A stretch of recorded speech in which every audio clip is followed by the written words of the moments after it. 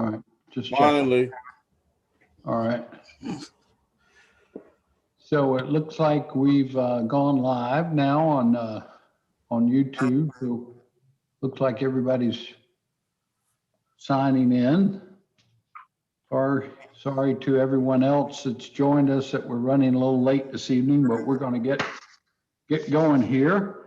And so I would like to call this February 23rd meeting of City Council of Charleston to order and ask Madam Clerk if she would please call the roll. Councilwoman Del Chapo. Here. Councilmember Shealy. Here. Councilmember Saccharin. Here. Councilmember Mitchell. here, Councilmember Brady. Present. Councilmember Gregory. Present. Councilmember Waring. here, Councilmember Seekins. Here. Councilmember Shade. Present. Councilmember Griffin. Here. Councilmember Appel. Here. Councilwoman Jackson. Here. Mayor Tecklenburg. Here, thank you very much. So if y'all would like to join us, Councilmember Mitchell will lead us in an invocation. okay. Yes, Let's sir. bow our heads. Let's pray. Dear Lord, I pray for wisdom for our policymakers, our leaders, and those in authority, for safety of our frontline workers, and for healing for those who are affected with the coronavirus disease and their families. Remove all fears and replace this with fear with affirmation from your word. Also, I pray that hate and discrimination of any kind be abolished in the city of Charleston and the country, that we can all come together in harmony and peace, that others can see, even our young people can see, that we are all working for the betterment for everyone in this country. Amen. Amen. So I also wanted to note the prayers that have gone out to those who've lost their lives to COVID-19 as our country passed just yesterday the 500,000 mark, 500,000. We are flying our flags at half mast this week at the request of President Biden. And I noted just a couple of sentences of his remarks last night as he prayed for those who have been lost. We have to resist becoming numb to the sorrow. We have to resist viewing each life as a statistic or a blur on the news. We must do so to honor the dead, but equally important to care for the living. And that kind of resonated with me because we've been tracking all these numbers and we couldn't believe it when we got to 100,000 dead in our country. Now we're at 500,000, 500,000 US citizens. And it's a lot more than numbers on a statistical count. It's real people's lives. So anyway, please keep all those impacted in your prayers as well. Well, now if you'll join me, just over my shoulder to the right is our flag as we pledge allegiance to our flag. I pledge allegiance to the flag of the United States of America and to the republic which it stands, one nation under God, with liberty and justice for all. Thank you very much. Next, we have just one proclamation. This is recognizing the common name is chronic fatigue syndrome, also known as myalgic encephalitis, I believe. And this is requested by Councilmember Del Chapo. Councilmember, would you like to share a few remarks with us about this? I would, thank you. And I'm honored tonight to introduce Dr. Robert Jacobs, who will share with us more about, let's see if I can get it right, myalgic encephalomyelitis, which is more commonly known as chronic fatigue syndrome, which is not really an illness that we talk about very much. Yet, unfortunately, with COVID, we're hearing more and more about it. In fact, you may have even read an article in the Post and Courier yesterday about a young nurse suffering from long COVID. which includes symptoms that are highly suggestive of chronic fatigue syndrome. And it's much more than just being tired all the time. This is a debilitating condition in which patients struggle to do even the simplest of things, like getting dressed in the morning. And you can imagine that the trickle-down effects of that are immense. Sufferers oftentimes cannot work or go to school and will experience depression and other mental health concerns, cardiovascular effects, sleep issues, joint pain and swelling, and a host of other health and immune complications. Even more daunting is chronic fatigue syndrome is difficult to diagnose. And typically it comes after an infection of some sort. It tends to be more common in women, many of whom were otherwise healthy before getting sick. And with COVID, this is just yet another reminder of how much we don't know about this virus and how much we don't know how we will react if we are infected or if a loved one is infected in the present or in its aftermath. And the toll, not only on those suffering, but our society is immeasurable. So I'm pleased to have Dr. Jacobs here to share with us more. Dr. Jacobs, welcome. You're on mute. No longer. There you go. There we go. Well, let me start by simply saying thank you, Mayor Tecklenburg, our Daniel Island Councilwoman Del Chapo, and all of the other council members for helping to raise awareness about, and you said it correctly, myalgic encephalomyelitis. I gave it the truncated version. That's right, you did. And also the importance of understanding the long-term consequences of COVID and other viral diseases. Let me just add a comment that I don't have in my little scribbles before me, and that is chronic fatigue syndrome has been viewed as disparaging by this population. Many of us are old enough to remember yuppie flu. That was a 1980s version of this, and there were other terms that have come along that have minimized the profound nature of the fatigue that these patients have. I know this personally because my wife has had myalgic encephalomyelitis for more than 10 years. And that's one of the reasons that I'm here tonight and I do some of the things that I do. But let me say that the time is so right for this proclamation. According to the National Academy of Medicine, myalgic encephalomyelitis, you got me there, or ME, and this is a quote, is a serious, chronic, complex, and systemic disease that frequently and dramatically limits the activities of affected patients. As Councilmember Del Chapo said, a quarter of patients are housebound or bedridden. A half to 3/4 are unable to work and attend school, and patients often have this illness for years or their lifetime.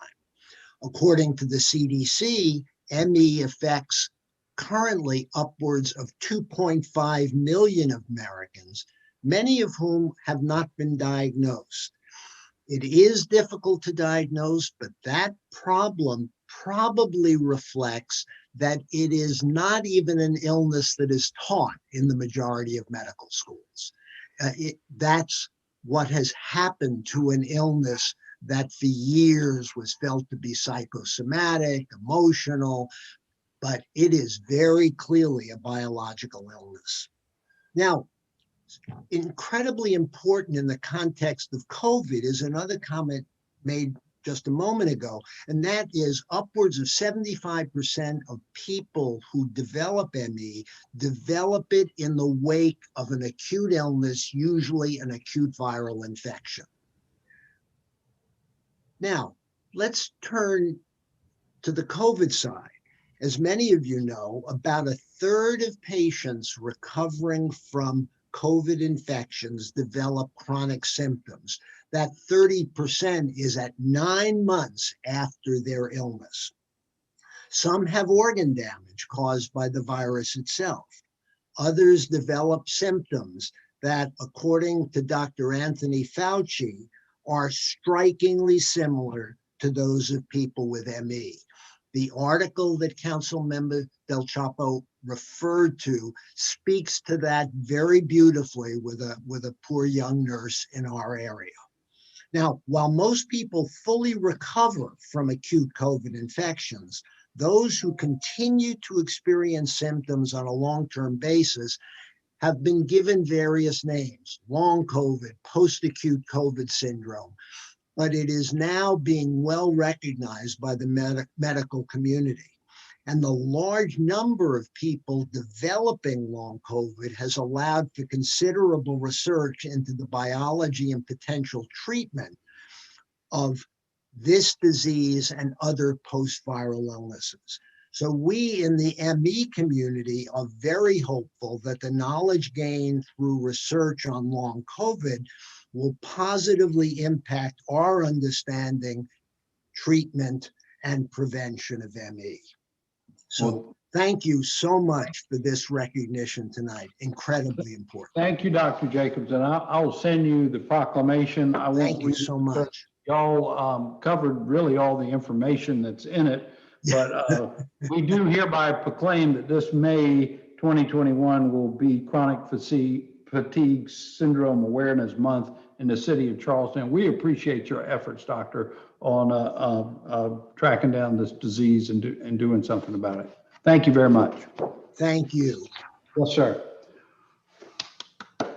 All right, so we're going to move right along to our public hearings. We have 5 on the agenda. I think 3 and 4 we can take together because they're related to the same property. So I'll call on Christopher Morgan to introduce these one at a time. Then we'll see if anybody signed up to make public comment and then take up the matters. Christopher? Thank you, Mayor, members of council. Can you hear me? Yes, sir. Okay, I'm going to go to the share screen and we're going to pull this up. Okay.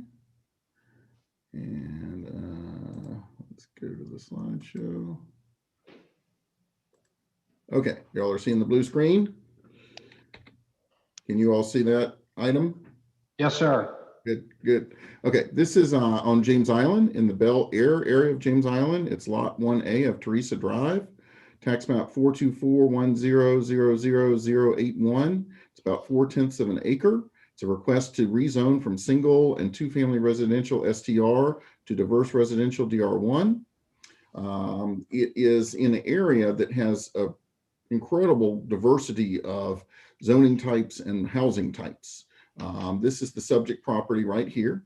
It backs up to the James Island Expressway right here. Just to the north of Teresa Drive is Harborview Road, which is what Teresa Drive comes off of. And Teresa Drive is a neighborhood that has single family houses, duplexes, quadruplexes, small apartments. It's a really diverse range of housing.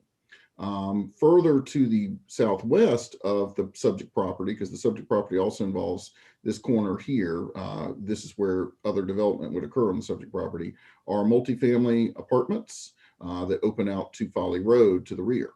So this property was rezoned a number of years ago, and now they are seeking to carry that zoning just a little bit further into the lot to accomplish a townhouse development on the site.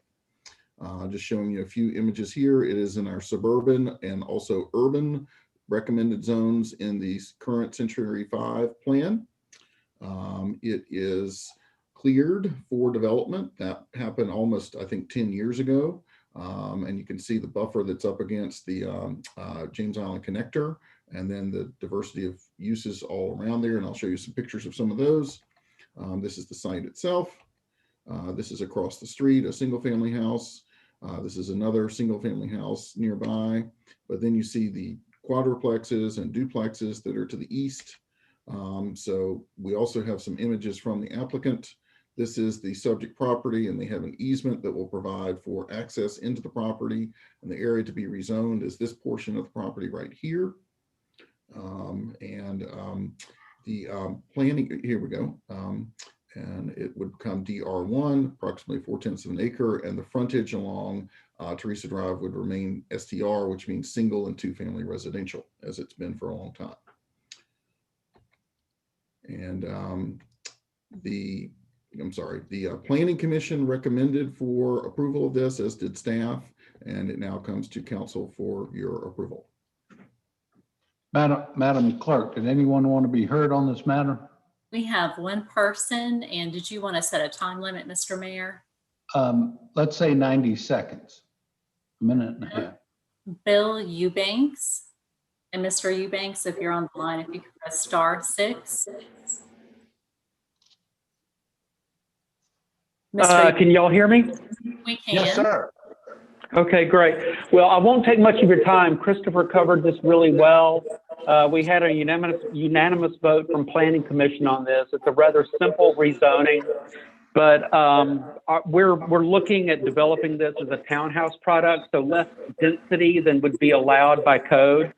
We're also looking at it being an elevated product, so we're not talking about bringing in fill to accommodate this. There'll be park under units, and that'll also minimize the amount of impervious space.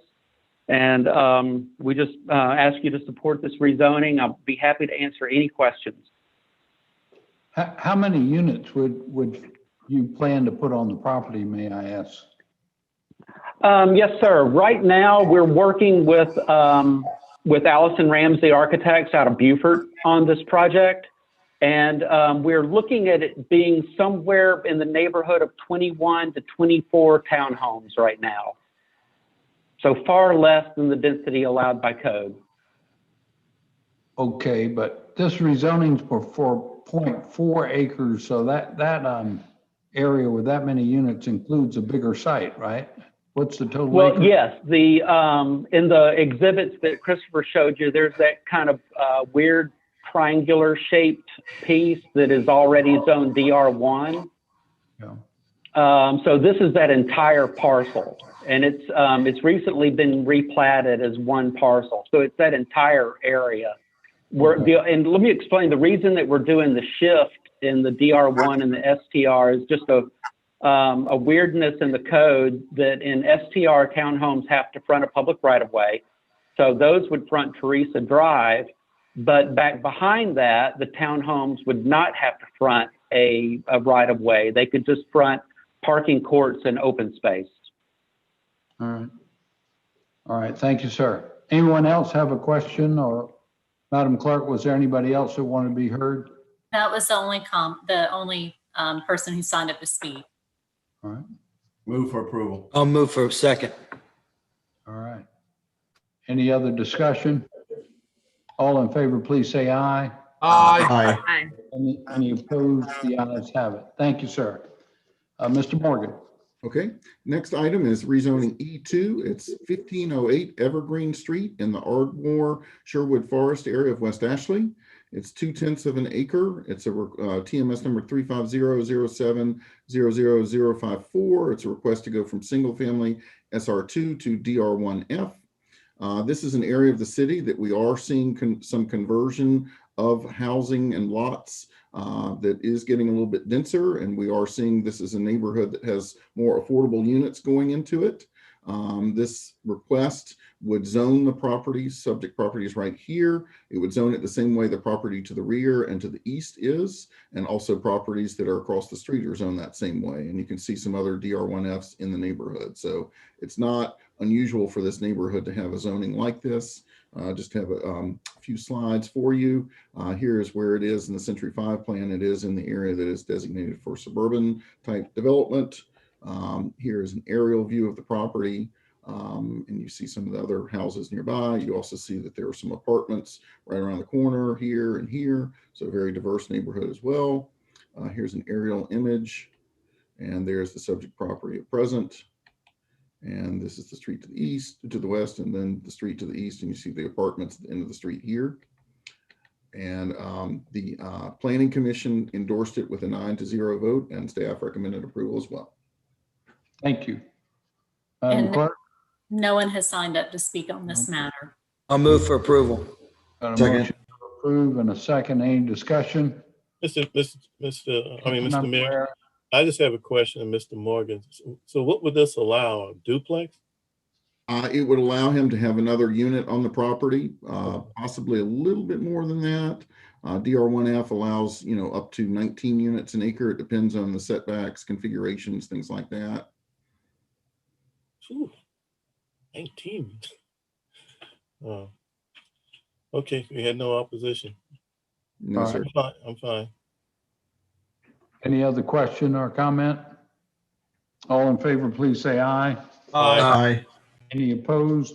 The ayes have it. Now, without objection, let's take 3 and 4 together since they apply to the same properties. Okay.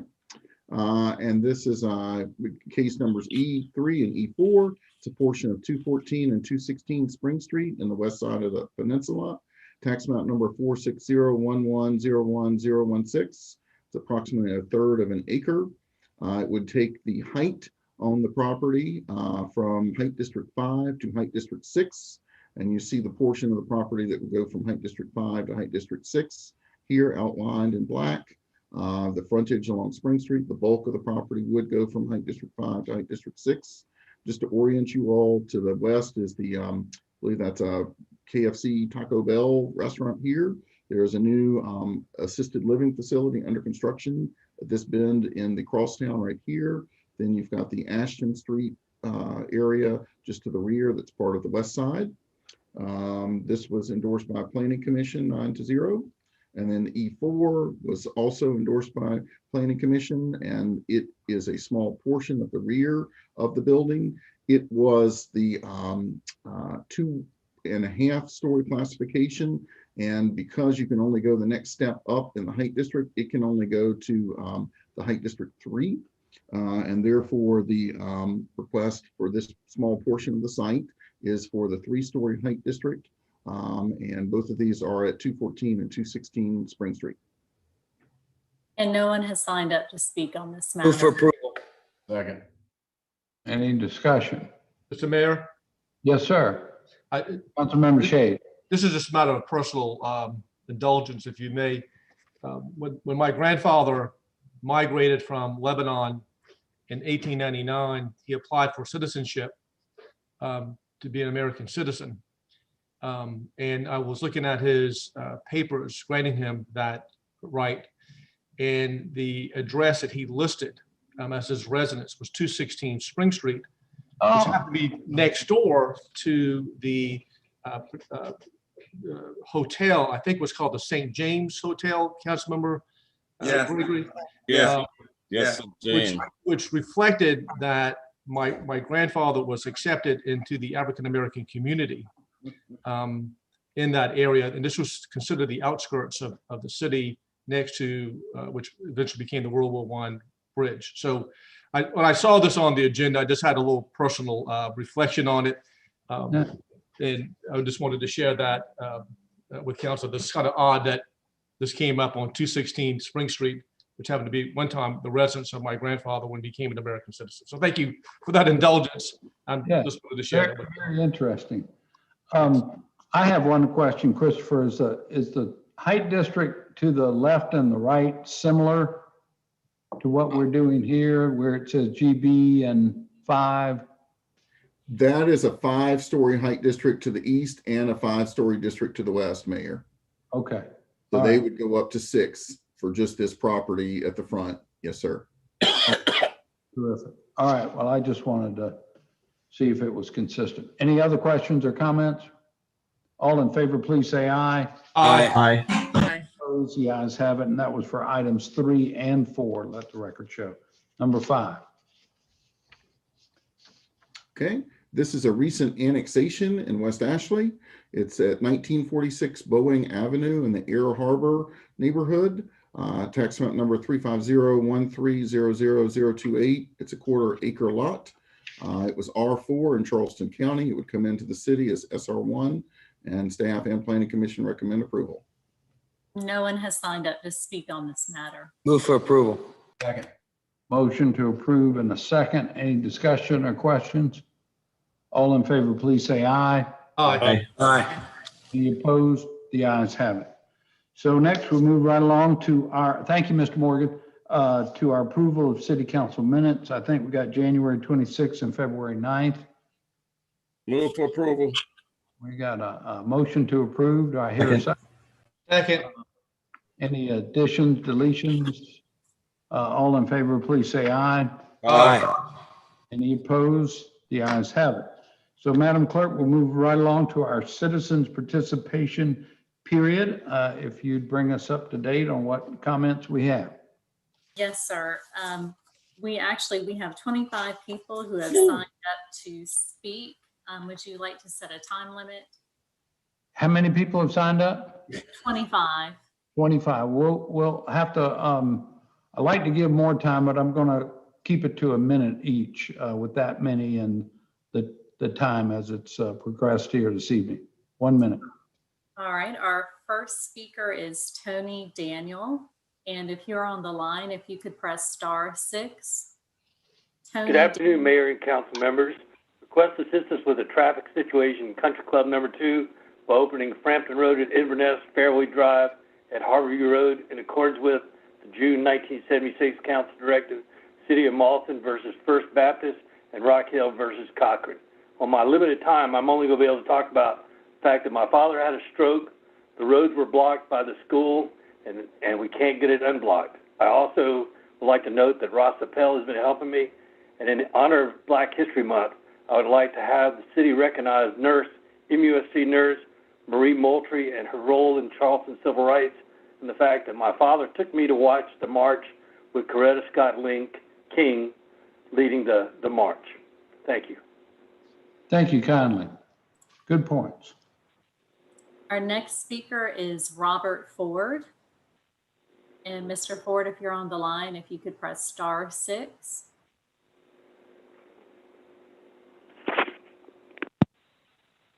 We hung up. Our next is Leslie Armstrong.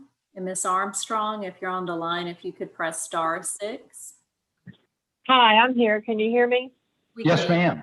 Please proceed. Okay, great. Hello, everyone. I know that you've all been provided with the violent and threatening posts and comments on the Facebook pages of local white supremacy groups, including flags across the South. And yet you treat that group and its leader, Braxton Spivey, as if you're dealing with the Rotary Club. You do not negotiate with domestic terrorists. You shut them down. Black people in this community are having their lives threatened.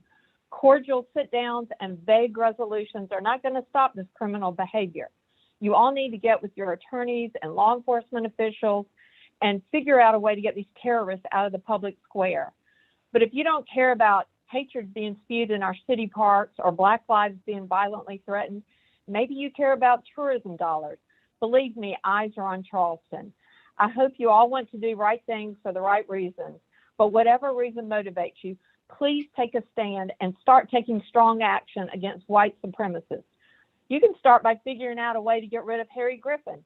If you don't care about his racist behavior and beliefs, thank you. Thanks for your time. Thank you. Next is Brandon Fish. And if you're on the line, if you could press *6. Brandon Fish. Hi.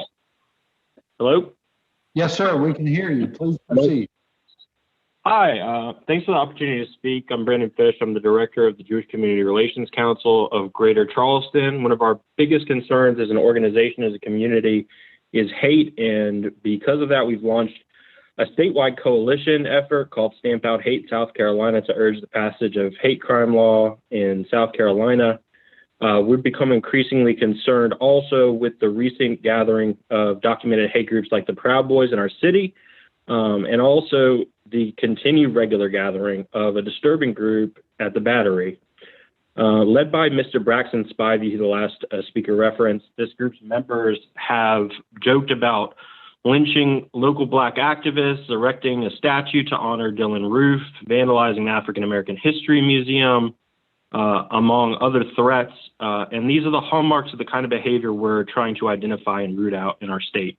And this week, Mr. Spivey publicly posted the identity and home address of the wife and family of the local Black community leader, which in the context of the aforementioned rhetoric constitutes a thinly veiled threat to a Costa family in their home. Combating hate starts in our own backyard, and I just ask you all to continue along that path and become more discerning in the consideration of permit applications going forward. Thank you. Thank you, sir. Next is Megan Mills. And if you're on the line, if you could press *6, Megan Mills. Yes, hi. Good evening, Mayor and City Council. I would like to speak tonight in regards of the discussion for the Cooper River Bridge TIF allocation in regards to stormwater housing in the Low Country Lowline. The current TIF allocation allows for the opportunity for funding a wide range of projects that benefit the East Side and the East Central area. We support all the projects proposed, and the city staff have created a great list of projects that will benefit flooding, affordable housing, and this includes park space that is the low line. The low line will complement over 400 affordable housing units in the area and is a piece of the puzzle when talking about stormwater management. And most importantly, this is the closest to shovel ready that is on that list. We encourage you to select projects that residents can see changes now.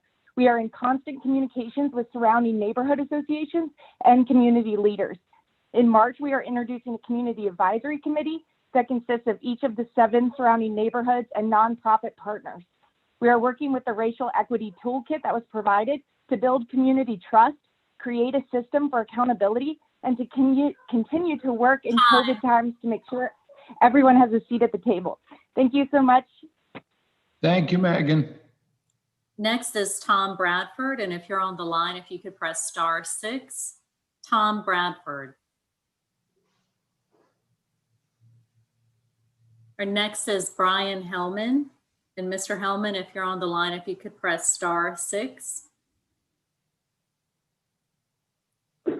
Good evening. Hi, I'm Brian Hellman, and I'm here actually not for citizens participation, but in the event that there are any questions regarding petitions and communications number 3. All right, sir. Thank you. That would be on that settlement agreement we're going to talk about in a little bit. Thank you, Brian. Next is Tony Giuliani. And if you're on the line, if you could press *6. Hi, good evening. This is Tony Giuliani. I'm here with Brian Hellman as well for that item as well. Great. Thank you. We'll call on you if we need to when we get to that point in the agenda. Thank you. Next is Miguel Fuller. And if you're on the line, if you could press *6, Miguel Fuller. Yeah, this is Miguel Torres. Do you have another Miguel on the agenda? The name I received was Miguel Fuller, but if you'd like to go ahead. Please. Well, yes, I'm sorry. Good afternoon, good evening, Mayor and council members. My name is Miguel Torres. I'm a 22-year resident of the Country Club 2. And the reason that I'm addressing the council is the safety concerns with Harborview Elementary School and the blocking of access into my neighborhood, to my home, not having a clear path for emergency response vehicles to get to my home twice a day. Harborview has grown double in its size in the past 10 years, well, with the recent upgrade. And one of the issues that I have is the other day, about 3 weeks ago, I was out in my backyard just looking out, and I saw 2 young children almost hit by a vehicle on Harborview Road. Vehicle was probably doing about 35, 40 miles an hour, entering into the school zone, which is almost right at Burning Tree Road. The reason is there's a lot of vehicles lined up on Tree Road, and something needs to be done, and a study needs to be taken care of, and this needs to be addressed before someone is hurt. Thank you so much. Yes, sir. Thank you. Next is Reverend Nelson Rivers. And if you're on the line, if you could press *6. Reverend Rivers. I'm here. Thank you so much. Mayor and members of the council, I come to once again call on this council to, one, put white supremacy back into the resolution that you took out, and also again to criticize, condemn, and demand the resignation of City Council member Harry Griffin, who just recently attacked a member of the Black clergy and who attacks anyone who dare criticizes him with statements threatening their position or their future. And finally, to 3 Black members on council I've known all these years, I ask you to stop the silence, the public silence on racism and white supremacy expressed by Mr. Griffin. I want all of you to be reminded that unlike your white county city council members, you don't have the same time on council. Your seats were paid for by blood, by the work of J. Arthur Brown, by the work of Septima Clark. They could have gotten elected in 1950, 1960. Harry Griffin could have been elected in 1967. You could not. The truth of the matter is these seats are there for one particular purpose, to defend Black people against racism, white supremacy, and white hatred.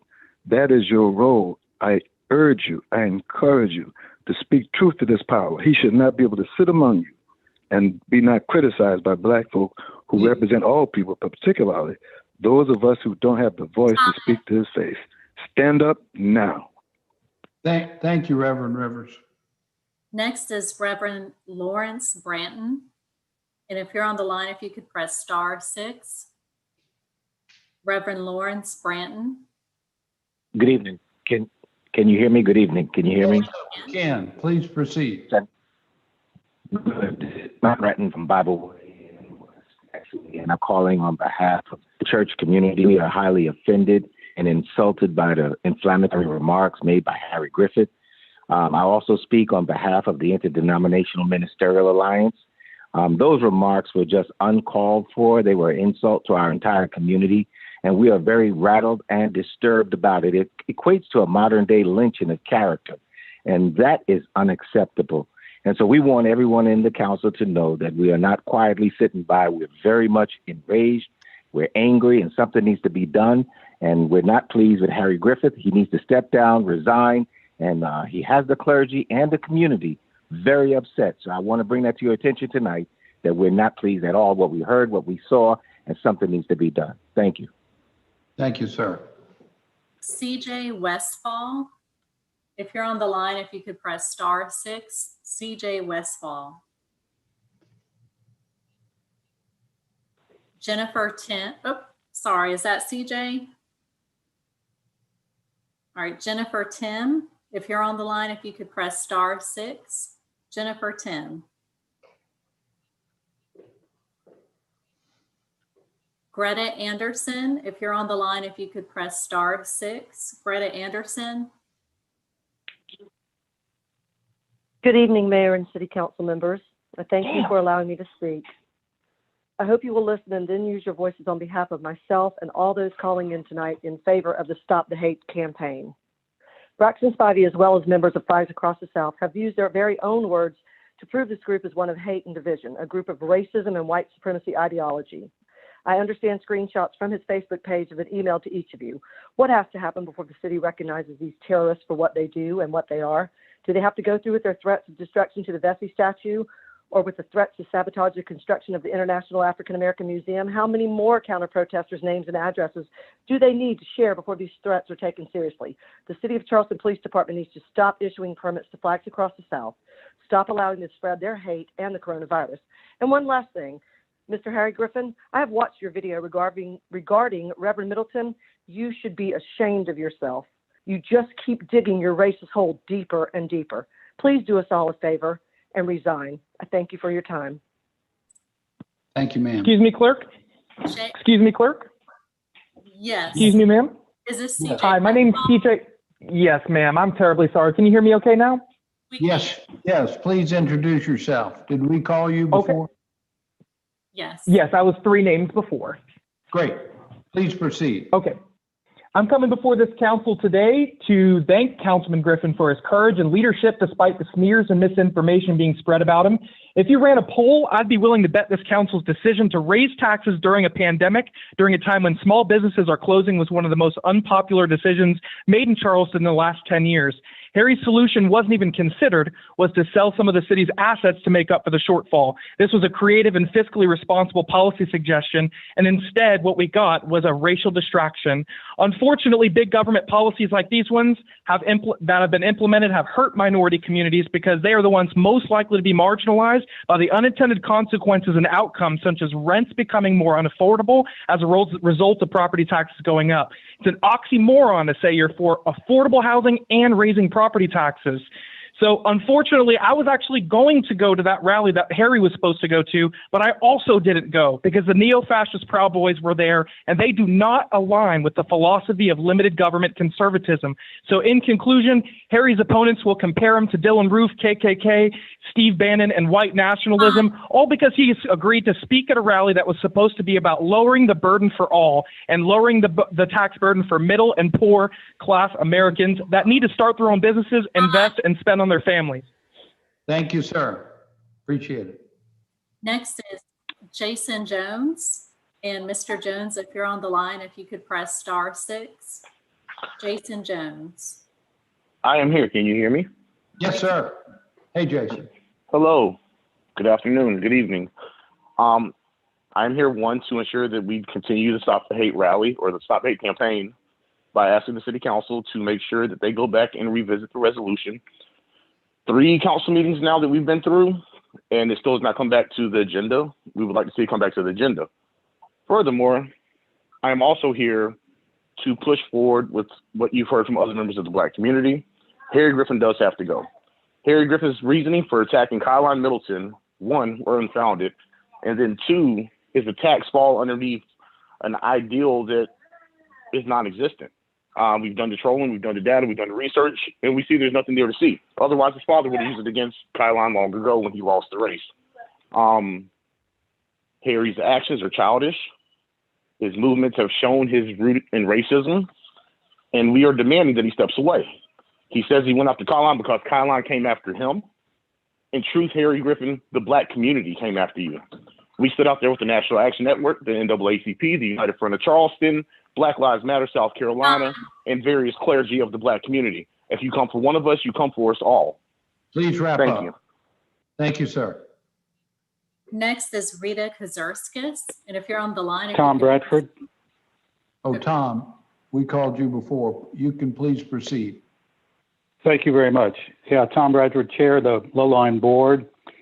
8 years ago, thousands of hours, $4 million in private funds. That's what we have invested so far. We're ready to do more. When we began, we just saw a Rails to Trails project helping mobility. Then we saw that it could knit back neighborhoods, hideously damaged by the construction of I-26. Today, we see that it can bring people together. In our community outreach, we hear those voices. People want better places for kids, quality places for everyone to play, safe walking or biking, jobs. But there's the history as well. Andrea Hazel's watercolors let us see the homes torn down for I-26. But there's much more history to find still ahead. 1/3 of the project dollars go to fix stormwater and flooding problems. Post-COVID, what a shot in the arm for the city. Low-line construction jobs, but then even more construction jobs over time as a low line brings more businesses, more opportunity. Yes, and more tax revenue to help with affordable housing and drainage. For this reason, and to start making a meaningful difference in equity and inclusion, we ask you to act quickly and act boldly. Thanks very much. Thank you, sir. Next is Rita Kozurskis. And if you're on the line, if you could press *6. Rita Kozurskis. Our next is Tracy Owens. And if you're on the line, please press *6. Tracy Owens. Yes. Can you hear me? We can. Yes, yes ma'am. Okay. Thank you. I would just like to say that Charleston has gotten a lot of national attention in the last 2 weeks. None of it is good, and every bit of it is true. We have been included in 2 chapters on 2 different documentaries. One, Amend with Will Smith. The other one, The Black Church with Henry Louis Gates, that was inspired by Clemente Pinckney from Mother Emanuel. And for Braxton Spivey and Flags Across the South to suggest that they erect a statue of Dylan Roof next to the Denmark Vesey statue is nothing but hate. And for someone to counter that, to add to that conversation on his page and say, he only got 9. If that's not a definition of hate, I don't know what is. And for Harry Griffin to sit on this council and say and attack another black leader in this county is disgusting. You need to resign. Thank you, ma'am. Next is This is Rita. I'm sorry, I missed. Is it all right to join now? Yes, ma'am. We did call your name as well. Please proceed. Yeah, I'm so sorry about that. Good evening, y'all. I'm asking again that you exercise the existing passive park classification and agree to establish White Point Gardens and the Battery as no protest zones. There's an ordinance that states clearly the city council, upon finding that certain activity is improper, inconsistent, or not in the public interest by reason of the location or primary purpose of the park or the nature of the adjoining surrounding neighborhood, may designate such park or any portion as well as the adjoining sidewalks and streets as a passive park and ban such use or activities. Additionally, please recall that on July 5th, Alan Smith Jr., a member of the group known as Flags of the South, broke a flagpole over a young man's back on tape. So the young man who was attacked by this member of the Flags of the South did not require emergency medical services. I hope there is no disagreement that breaking a flagpole over someone's back is reasonably likely to cause injury. City ordinances clearly state that standards for issuance of permits include that conduct of the activity is not reasonably likely to cause injury to persons or property, to provoke disorderly conduct, or to create a disturbance. Please ensure that these people do not continue to get permits. Southern trees bearing strange fruit. Change it. Change it. Thank you, ma'am. Appreciate it. Next is Myron Chen. If you're on the line, if you could press *6. Hello, can everyone hear me? Yes, sir. Yes, please proceed. All right, thank you very much, Councilman and Mayor Tecklenburg. I wanted to call and speak on behalf of Harry Griffin. You know, I personally know this gentleman. I'm African American, and as for the guy that called in earlier that said, if you come after one, you come after all, sorry. But I think independently, and I have an independent view.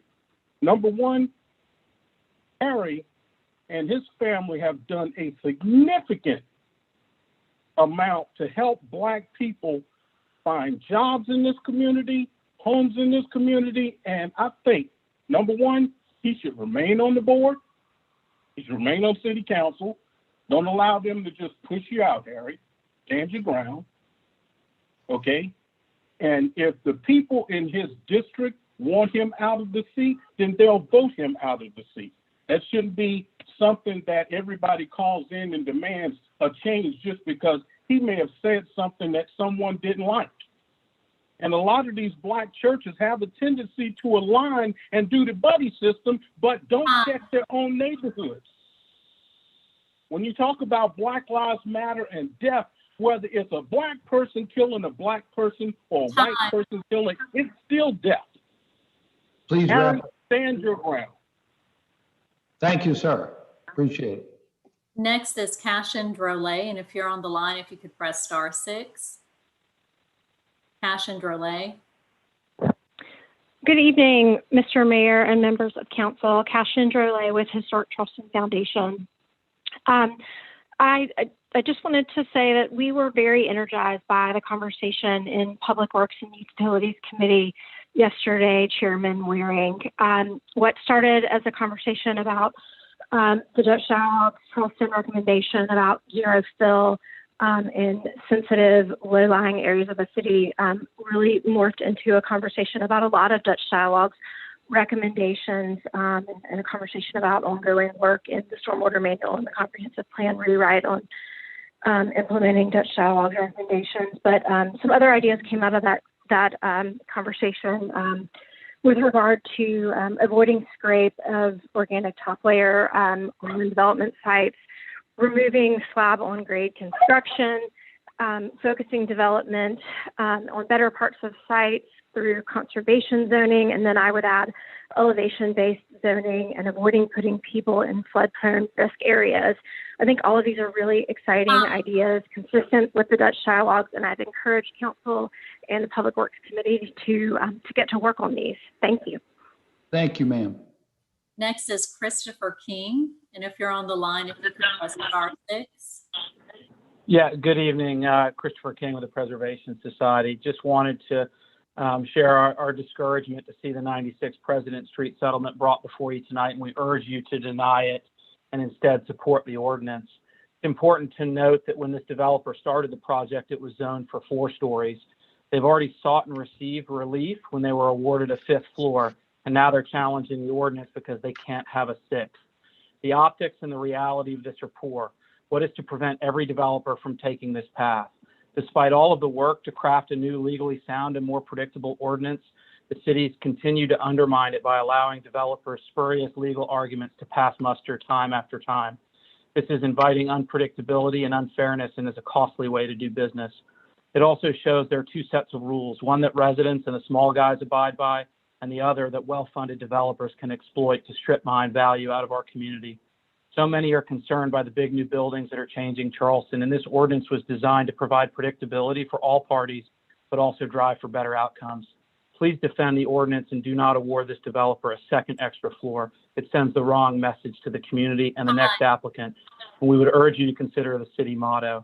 I also want to welcome Mr. Summerfield, and I think Councilmember Appel said it best. This is an important position at a critical time. We look forward to working together. Thank you very much.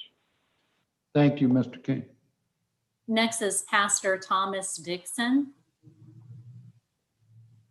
And if you're on the line, if you could press star 6. Good evening, Mr. Mayor and Council. Good evening. Yes, on May 31st of last year, a local white supremacist by the name of Tyler Bessinger issued an apology for the flaggings that he said that he started in 2015. Standing down on the Battery, he said these words: "The protests at the Battery have gone on now longer than the war between the states itself. The people of Charleston have been more than gracious in their tolerance and understanding toward these weekly demonstrations. The Confederate flag displays have undeniably brought more harm to our community than good. The pain, fear, anger, and uncertainty that such displays project do not edify and unite our community." These are the words of the white supremacist now, who was the founder of the South Carolina Secessionist Party, who we ultimately put out of business last year. These are his words. But Bessinger also said these words in his apology, and I can send you the link to the Live 5 article where they listed the entire apology. He said these: that he eventually learned that those who genuinely wished to preserve the cultural, historical, and value of the Confederacy were greatly and irreversibly outnumbered by those who have far less honorable motives. Bessinger could have definitely been talking about Braxton Spivey. Earlier, it was mentioned about a family that was pointed out, the home address. That was my family. That was my wife's name that Braxton Spivey put in a racist group targeting me. So Harry Griffin, their friend. Please, thank you, sir. All righty, thank you. Thank you for being with us. Next is Tom Finnegan. And Mr. Finnegan, if you're on the line, if you could press star 6. Thank you, Mayor Tecklenburg and council members, for allowing me to speak. My name is Tom Finnegan. I'm president of the Country Club. Hey, how you doing? I'm president of the Country Club 2 Homeowners Association and calling regarding the opening of the right-of-ways that you heard about earlier. We've all had to adapt to the growth of Charleston and our neighborhood specifically, and the growth of Harborview Elementary School. And a few weeks ago, I was contacted via email about opening up the right-of-ways in our neighborhood. I spent a lot of time gathering information and talking to a lot of the residents in our neighborhood, several dozen of them, some of which I'm sure you probably heard from. No one is in favor of opening up these right-of-ways. It's not what the neighborhood wants or thinks would address the issues. The neighborhood's constantly worried about the amount of traffic already coming through the neighborhood at all hours of the day. And I think reopening Frampton in a fair way would not only alleviate the traffic, but in actuality would create additional carpool lines and congestion on Frampton, Inverness, and Oakmont. Any opening of any right-of-way would increase traffic and speed as people try to cut through to get around the stoplight at Harborview and Folly. This would make it less safe for all the young kids in our neighborhood on bikes and on foot, dog walkers, etc. At schools all over town, not just Harborview, people line up to get their kids after school. Our suggestion is to follow the city's well-thought-out actions with Inverness to alleviate the traffic and post no parking signs in front of the driveway and have crossing guards. That would alleviate the problem, which is a few. Thank you very much. Thank you, sir. Next is Mark Pergolesi. And if you're on the line, if you could press *6. Hey, hey. Thank you. Ho, ho. Thank- Harry Griffin has got to go. I'm sorry, Mr. Pergolesi, if you'd like to go forward. I think that was their comment. Hello. Yes, No, sir. that wasn't him. Hello. Thank you. Good evening, Mayor and Council. My name is Mark Puglisi, District Manager for Carolina Waste. My comments are pertaining to the rebid of the waste collection services for Johns Island and West Ashley. The documents recently produced by the city demonstrate the city's evaluation of the cost category being arbitrary, capricious, and illustrative of the flawed nature of the process. Like the initial RFP, Carolina Waste proposed charging the lowest total cost for over all the vendors. The remaining 4 vendors, including Trident Waste, proposed to increase costs to the city's residents and taxpayers. Trident Waste, the third low bidder, and proposed to charge $10.75 per month per household. As a result, city residents and taxpayers will be paying approximately $371,000 more per year and $2.6 million more over the life of the contract.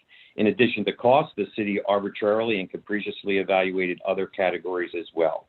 Carolina Waste respectfully requests that the city refrain from moving ahead with this procurement until the city has fully responded to Carolina Waste's FOIA request. Thank you for your time and consideration. Thank you, sir. Next is Marcus McDonald. And if you're on the line, if you could press *6. Marcus McDonald. Next is Thomas Linmoot. If you're on the line, if you could press *6.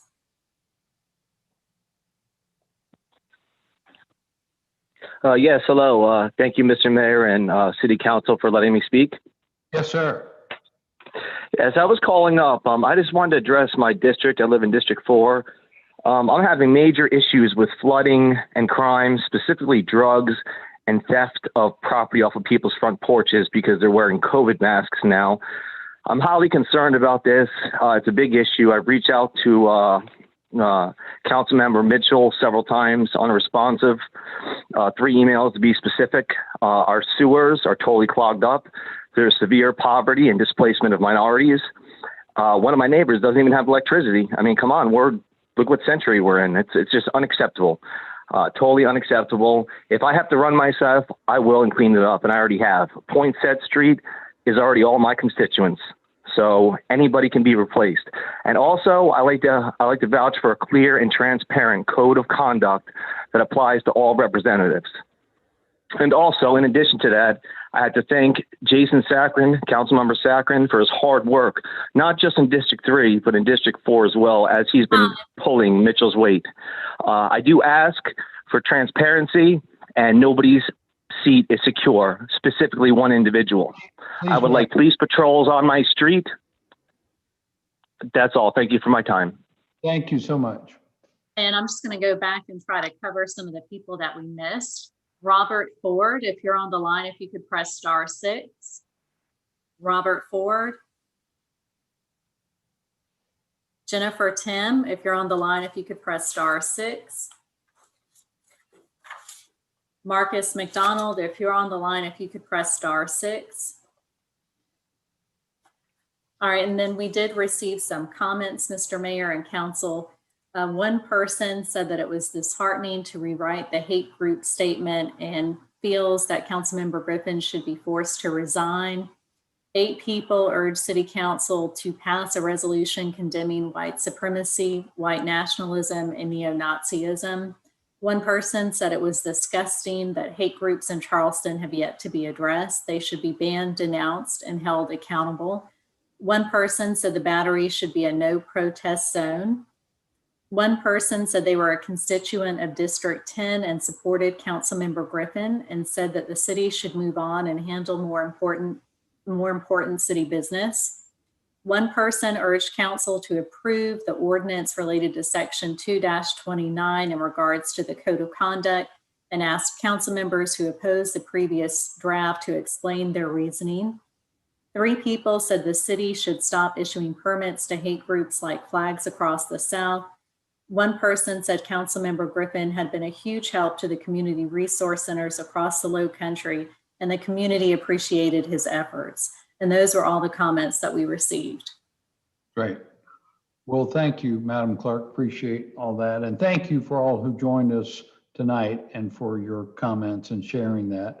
And I'm sorry about the truncated or shortened time this evening, but we got started a little late and we only allow 30 minutes anyway for that period.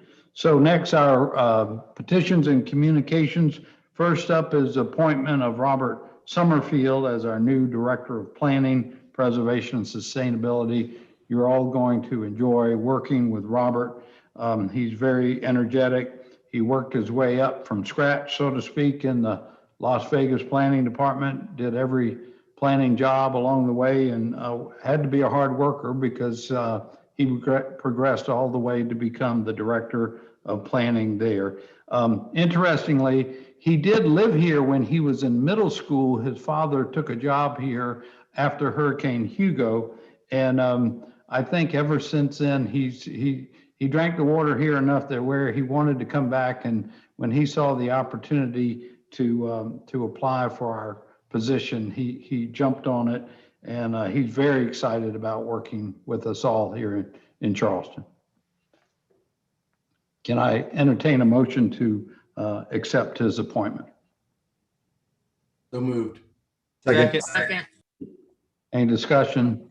All, Mr. Mayor, can I just make a quick point on this? While I'm no doubt that we're about to hire one of the most qualified people in the country, this is as big a position as there is in the city when it comes to planning and preservation. And I don't know about any of my other fellow council members, but I've never met or heard anything from Mr. Summerfield, and we're being asked to vote for him in the most important position. So what I would just request is going forward, much like when Chief Curie was hired and Chief Reynolds was hired, we got to meet with them in advance. They met with the community. It would be nice if we could meet these people in advance if we're going to be asked to vote on them. If they're just appointments that come from you, great, but we're about to vote on someone that I've never met. Sure he's qualified, sure he's gonna be great, but again, puts us all sort of in a tough spot. I hear you. I relied on staff. Mr. Summerfield met a number of our staff and interviewed with many of them, but I hear you. I did that for our police and fire chief. Councilmember Griffin. Do we have to vote on this, Mr. Mayor? Well, for him to take the job officially, we'll have to accept him. Yes, sir. It is, I think, required in our ordinance that department heads be, upon appointment by the mayor, be voted upon by city council. Hey, Mr. Mayor, this is Debbie. I thought that was just applicable to the police chief and the fire chief. I thought that you had the authority to hire accordingly others without council's approval. You can. It is with your consent. Okay. Legal do we have somebody from legal here? Can answer that? Susan Herdina, are you on the line? I don't know if Susan is on the line, but I know that when Jacob Lindsay, I think her phone's letting up. I know Jacob Lindsay, there was a vote on him when he was appointed. Jennifer? Yes, we can hear you. Hi, this is Susan. Okay, I do not have the code in front of me. We'd have to pull that out, but I do not think the position requires approval. But if we could defer this for a few minutes and let me pull out the code and take a look at it, and we could come back and revisit it Sure. if council is so inclined? If that's the pleasure of council, it's fine with me. Okay. It's fine. We can defer it. All right, we'll come back to this in just a few minutes.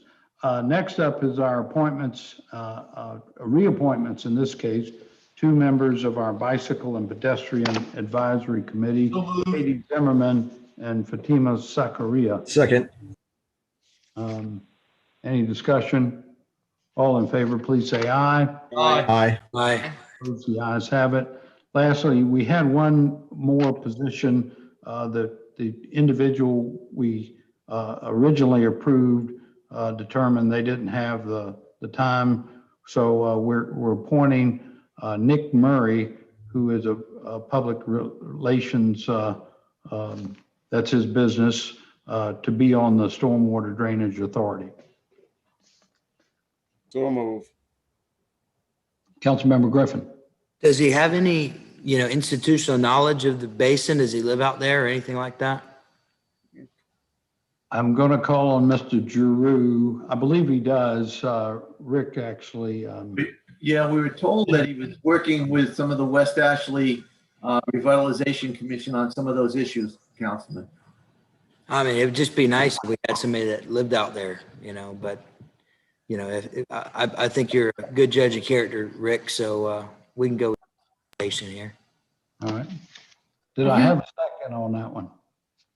Second. All right. Any other discussion or questions? All in favor, please say aye. Aye. Aye. Any opposed? The ayes have it. Mr. Mayor and Yes. Susan, I have the code. I pulled it up. It's section 2317.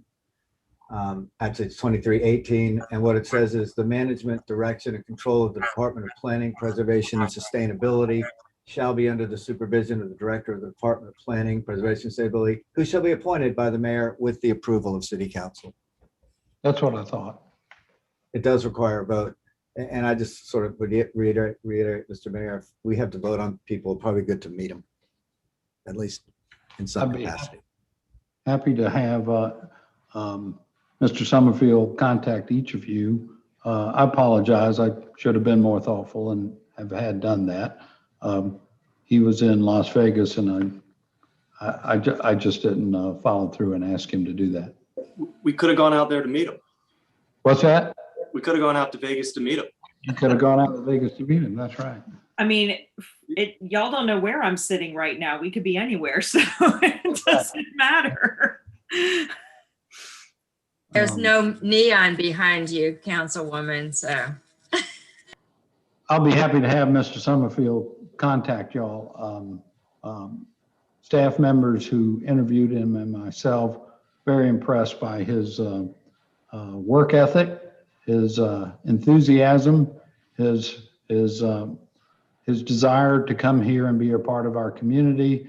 I was impressed by his heart, if I may say. As a young man, he's been a foster parent to a number of children over the last 10 years. And I thought that was very commendable. He's certainly seems like a fine individual, and I think he'd do a great job. Councilmember Shade? I was just going to recommend, Mayor, that it is certainly you get more out of meeting somebody if you are in a group. And if you wanted to set up times for a Zoom call and others want to join in at the same time, that is usually beneficial. Not that we have a quorum, but if 2 or 3 of us want to meet and talk to him over a Zoom call at the same time, I would be amenable to that idea. Great. I'd be happy to do that. Councilmember Jackson. Thanks. I would say that, in the future, we really should be able to vote on a person that we've had the privilege of meeting, just to give my colleagues a little comfort. Las Vegas actually has one of the most robust historic preservation districts. They went to great lengths to preserve the original commercial district where the original casinos were founded in the late 40s, early 50s. So he does have a lot of experience about preservation, and I think it'll be really fun for him to inculcate the preservation culture that we have here in Charleston. He did mention that in my interview with him, that I realize it's a different part of history, but they consider it historic preservation there just the same. So what's the pleasure of council? Would you like for me to arrange some Zoom meetings and we'll come back to this, or are y'all willing to? When were you wanting him to start, Mr. Mayor? Well, he's able to start on March the 8th, which would be, I guess, 2 weeks from Yesterday. Yeah. And he is preparing, I think he is preparing to move here. I'll make a motion that we approve because he's got to get his life going, and really at this point there are no other options. I mean, Second. And I appreciate that, council members. I apologize for not setting up interviews. And I must admit, our acting director has taken a leave of absence, and so we were kind of wanting to move this along. So I would appreciate that. Thank you. Any further discussion? All in favor, please say aye. Aye. Any opposed? Hey. Thank Hey. And I'd you. just like to explain my vote, which I think I'm allowed to under the rules, Mr. Mayor. This has nothing to do with Mr. Summerfield whatsoever. I just think, if we're going to be asked to vote on something, it's like being asked to vote on an ordinance we never read. So I look forward to meeting with him and to supporting him, but I think for now, I don't think I'm in a position to vote aye, and so I voted nay. Thank you. I understand. Thank you. And just for the record, I have the nays as council members Seeking, Del Chapo, and was it Brady? No. Was there another? Okay. It's just those two. Okay. Thank you. All right. Thank you. So next up is a proposed settlement agreement regarding 96 President Street. I think Julia Copeland is going to present this. Julia. Yes, sir. Thank you. Good evening, Mayor and Council. This was an appeal out of the BAR at large, wherein the applicant applied for a 6-story approval of a conceptual plan with a 6th story. And the conceptual plan was approved by the BAR, but with the absence of the 6th story. We mediated on February 2nd. And during this mediation, we did something a little different. Instead of having the lawyers dominate, we brought in all of our staff architects and also Jay White, who is the architect member of the BAR, who also met with the architectural team for the appellant. And after a robust discussion and mediation, we came up with the proposal that is before you today. It has been reviewed by everyone on staff and has gotten their sign off. So tonight we recommend approval of the settlement proposal, the conceptual plan. And just so you know, this does not mean that they're going to start breaking ground tomorrow. They still need to come back before the BAR with their preliminary plan as well. I'll move for approval. Second. Any discussion or questions? Councilmember Waring. Can you kind of review what the BAR approved? Well, the BAR approved the plan that was presented, Right. but based on the discussion, they didn't like the 6th story. Right. So it's essentially the plan that you see before you.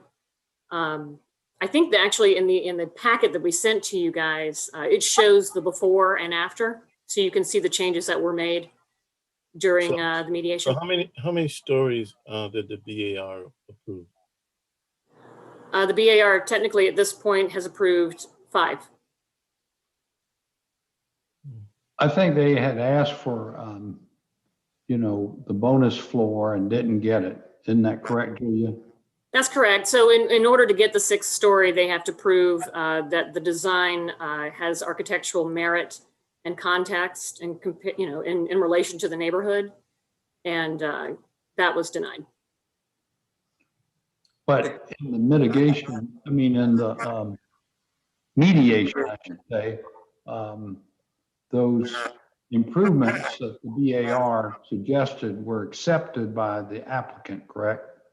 Correct. There were 7 points that the team from the city provided, 7 suggested changes to the building to get it up to that level of architectural context or architectural merit and context. And the appellant agreed to all 7. And that's what you see before you in that packet. Mr. Mayor? Yes, Councilmember Gregory and then Seeking. Yeah, the project is in my district. And it's something at this point, based upon the negotiations, I've not gotten any opposition from the neighborhood at all in that regard. I did have an opportunity to not be a part of the mediation, but to sit and listen to parts of it. And I thought that the outcome was quite favorable. It appeared as though all sides were in agreement that it is in fact a much better product as a result of this. And I think in terms of the height, the recess of the fifth floor was, I think, a very good change because it makes the building a little more adaptable to the surrounding area.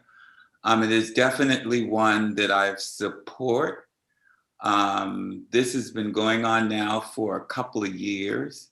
I remember when it was initially, the neighborhood association was provided an opportunity to review. So this has been going on for a while. And based on the negotiations and the results, particularly to me, how attractive the building is and the kind of contribution architecturally that it will provide to the neighborhood is great. So it is a project that, in my district that I do support. Thank you, sir. Councilmember Seeking. Thank you, Mr. Mayor. Just briefly, Ms. Copeland, I think I understand procedure what happened following the denial by the BAR of the increased height. But before we got through mediation and entered a settlement, there were some changes made to some of the elevations of this building to the satisfaction of the BAR. Is that correct? I would say yes. There were some good comments during that meeting prior to the vote. And also at the beginning of the mediation, the first presentation that the appellant brought in incorporated all of those comments that the BAR and members of the community provided during that meeting. Does that answer your question? It does. Thank you. I'm going to support this because of Councilmember Gregory and his district has said that everyone does. I just think we got to be careful. I think we've settled just about every single case that is appealed from that architectural merit going up to the BAR. And I hope we're not sending out a message that that's just a way to circumvent this whole process. I just think we got to be really careful about that. Understood. And may I just address that for a second before Councilman Appel? That's up to the mayor.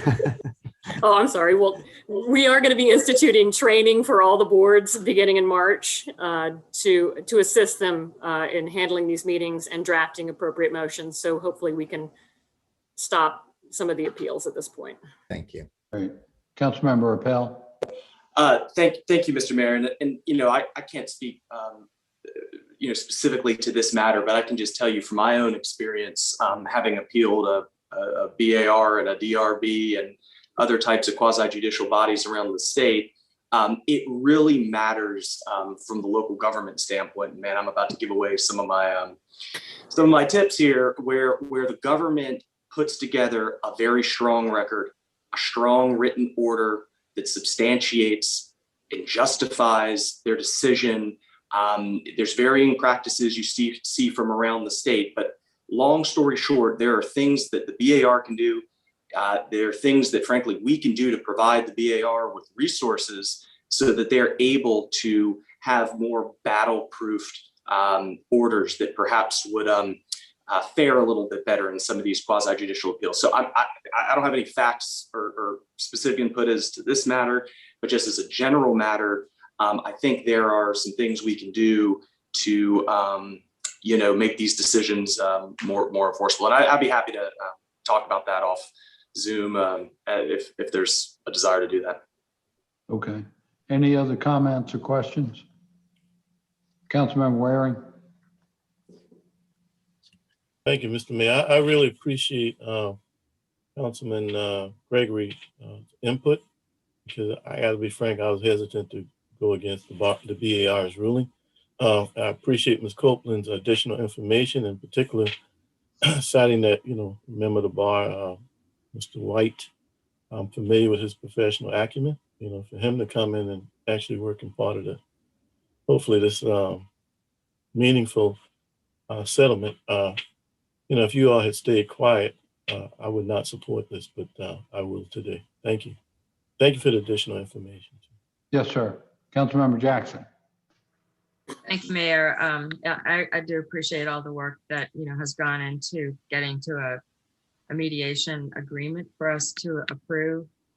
I would like to be respectful of the Preservation Society. I do feel like, you know, we cannot continue to invalidate, however it gets there, the goals that we all have for our architectural control over our historic areas in the city. So if we're going to vote yes on this, then I do feel like we need to go the extra mile and take the next steps, whatever they might be, that can provide that consistency that Councilmember Appel is referring to, and, you know, really have the tools that prevent this kind of situation from occurring. And maybe that's just, you know, like second guessing and looking in the rearview mirror. But I do feel like we have an amazing group of citizens who follow each one of these cases to a much greater level of detail and carefulness and precedent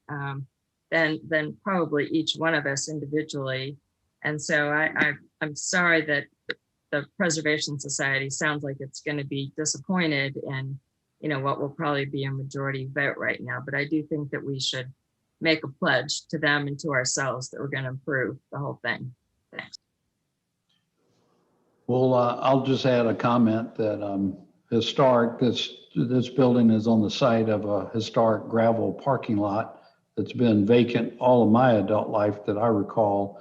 And it's in front of, with all due respect to the folks that live in that condo development, it looks like a 50s or 60s motel. So the building's going to cover up, so to speak, a building that's not that attractive. And it's across the street from a similar height parking garage.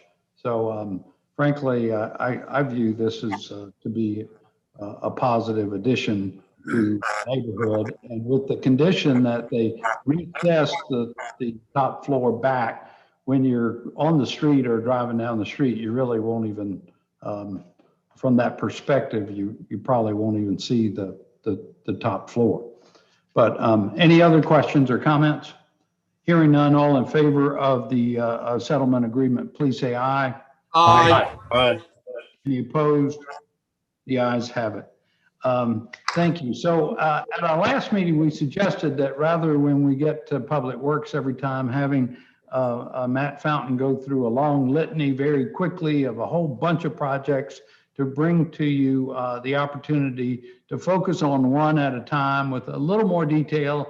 I don't think he's going to belabor it tonight, but next up is Matt Fountain to talk about our low battery seawall project. Matt? Yeah, thank you, Mayor. I'm actually going to, I think, shut off my video to try to optimize bandwidth for showing quite a few photos within the presentation, but let me pull that up and share that with all of you. I considered a text-only presentation for Zoom, but I thought that might not be well received. I'm smiling. So this is a an update on a really exciting project for the stormwater department in the city, and that this is one of the projects that you can actually see some of the results from, at least that we work on as a department. A lot of the stormwater work we do obviously is below ground, can be challenging to see, but this is kind of and we'll talk about it as we go through the presentation. I'll try to keep this relatively brief, but it's something that's worth really spending some time on, and I'm kind of appreciating all that went into it. So I do want to note on the left, obviously City of Charleston is the main project sponsor for this project, but JMT is our engineering lead for this work. Charleston Water System has been an excellent partner on the project with a lot of utility work we've done in coordination with work on the city project. And Gulfstream Construction has been a wonderful contractor working with us on basically reconstructing a historic seawall that has varied availability in plans and details of what may or may not have been put in place over 100 years ago. So it's been a very successful project, mostly through the incredibly hard work of the project team, and certainly spearheaded by Frank Newham at the city, who most of you know is the project manager on this, since he's sunk quite a bit of his life energy over the last few years into putting this together and seeing through the first phase. I just want to acknowledge that's been a great resource for the city to have him on this. So just as a refresher, the top right is a kind of typical view of what the existent low battery looks like in the city.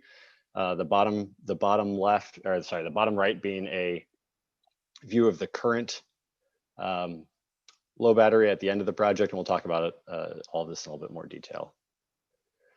So as a quick background, the low battery as we see it today was constructed from approximately 1909 to 1919. You can see the map in the bottom right. This was actually one of the major fill projects that created portions of the peninsula. It was built as a development project. They backfilled basically behind the wall and created space for approximately 200 homes south of Trad Street. It obviously over time has evolved into also being a major city amenity as a linear park feature that's incredibly popular with both tourism and the local community. So how did this project come about? We know how the battery came about. How did this restoration work come about?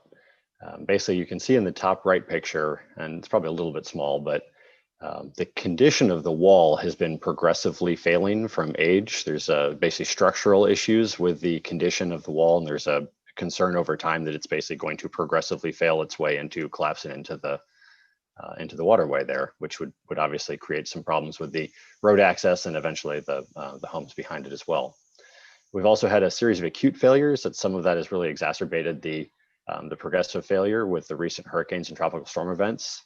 We've had a series of repairs of multi-$100,000 repairs after hurricanes that were partially funded by FEMA work to basically come back and try to do repair work and restore aspects of that progressively failing wall structure. So that's something we were aware of. And then there's been the acute failure side on the flooding situation, which you can see in these lower two right photos. That one of these is Hurricane Matthew and one is Irma. You can basically see as you get overtopping, you can have wave action coming through. You can have these very high storm surge events coming through, and really the battery is providing reduced protection basically as we get sea level rise and we get intensifying storms. So this project really was an opportunity at that point to try to do what we've been pushing as a city, certainly. And you could almost see this as one of the first Dutch dialogue projects before we actually had the Dutch dialogues, of trying to leverage a project into providing many benefits at the same time. We're going to talk about how this project really does many things for the city. It's not just a linear park, it's a lot more than that. So phase one, upper left, you can see the groundbreaking, which helps us time the start of this project as everyone is maskless in the photo. This was at the very end of 2019. We started basically aggressively into construction very early 2020. This is somewhat of a timeline of photos. The next photo in the timeline shows basically the demolition of the existing roadway and the existing walkway. Then moving kind of to the top of the page, you see the installation of a completely new foundation going in for the wall project, and we'll talk about that. Moving to the bottom, the removal, and I'm grossly simplifying the year-long construction project here, but moving to the bottom, you can see the removal of the old sort of superficial wall structure, and then in the top right, basically an aerial shot of what it looks like reconstructing the wall in segments. And we did have to work on this project in segments, as we wanted to make sure we provided protection for the community through the hurricane season, equivalent to what the wall would have provided as well. So that was a segmented project in that respect. On the left here, again, you can see stormwater features, utility features. We're going to talk about that in a little more detail.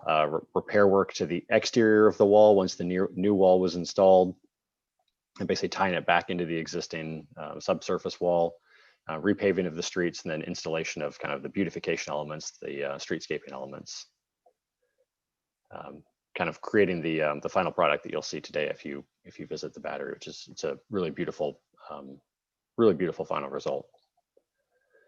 So some highlights quickly. Again, this was a great partnership with CWS. We were able to say we're going to open up this whole roadway in an area that is extremely hard to normally do utility work. So basically having multiple millions of visitors come through it every year.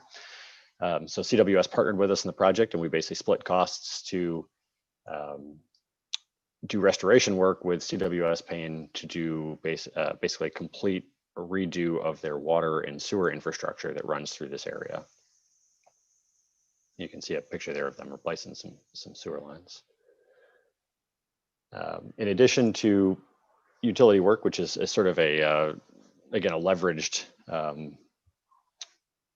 target of opportunity on this one, we also looked at drainage. And we do continually say this project is not technically a drainage project, and it's not. It's really a surge protection project and a tourism linear park project.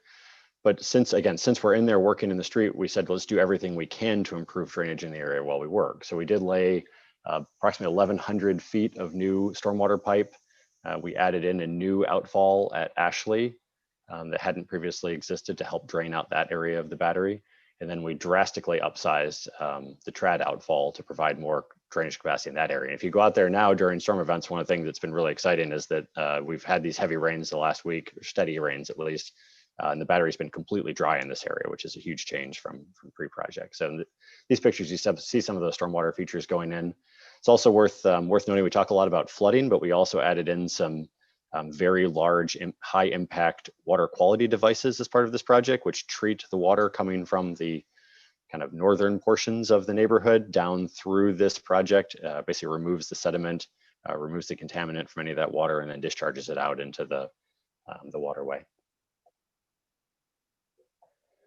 Obviously, the project had a flood protection component as well, right? That's the sort of the most obvious part, I think, for those of us who are used to looking at stormwater for a long time.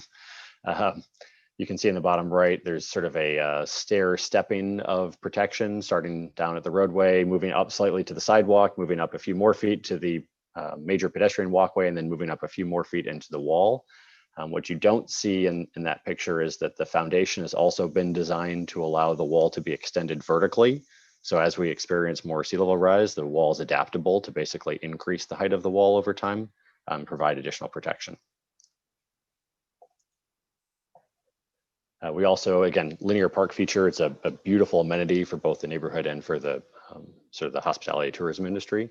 So we did add parklets into the project as well. There's 2 within the first phase of the project. The one obviously at the bottom left is sort of over by the Coast Guard station. It's a combination ADA ramp to come up into the project, has planters, seating areas, provides sort of I think what would be termed a sense of place, though we're getting way out of my realm of comfort when we start talking about the landscape architecture side of the project. But it is a gorgeous sweeping turn on the wall in that location. And the upper right sits over more at Ashley, and is a sort of a seating area, a resting area for parklet space, and has some planters and other features associated with it. We did also include traffic calming. So there's a speed table now at Ashley, where basically it's sort of like a speed hump that takes up the entire intersection that helps slow drivers for pedestrian crossings. It controls both speed and provides more visibility. You can see they're kind of built out of a cobblestoned approach, kind of in keeping with the aesthetic of the area. We also worked on this accessibility. We mentioned the ADA access points on the project. We also widened out sidewalks, and you can see that in the upper right, added more sidewalk space, both on both sides of the street. So it's actually on the north side of the street as well as on the Battery side of the street. So that was phase one. Phase one, we have substantially completed. The only remaining item really is for the light poles to go in coordination with Dominion. And we have now shifted our traffic control over and have started work on phase 2 of the project. So this contract is also being, this phase is also being built with Gulfstream Construction as the low bidder on this project. We basically successfully installed our test piles at this point and done our testing. Everything's holding up well from a geotechnical standpoint. So we'll be moving rapidly into aggressive production work over the coming month. I do have the website on here as well. You can also get to it just by coming to the city stormwater page and going through the projects list. The website's updated regularly with information like what you see here, such as the traffic control plan, which is also distributed through the neighborhood. We do also include regular generally monthly updates about how the project's going and interesting facts about what's working in the area for anyone who's interested in the project. And with that, that's what I had in case there's any questions. Great. Any questions for Mr. Fountain? Great work, team, Mr. Fountain and Frank and everyone and our contractors, Gulfstream and the other subs. We feel like they did a terrific job. Councilmember Griffin?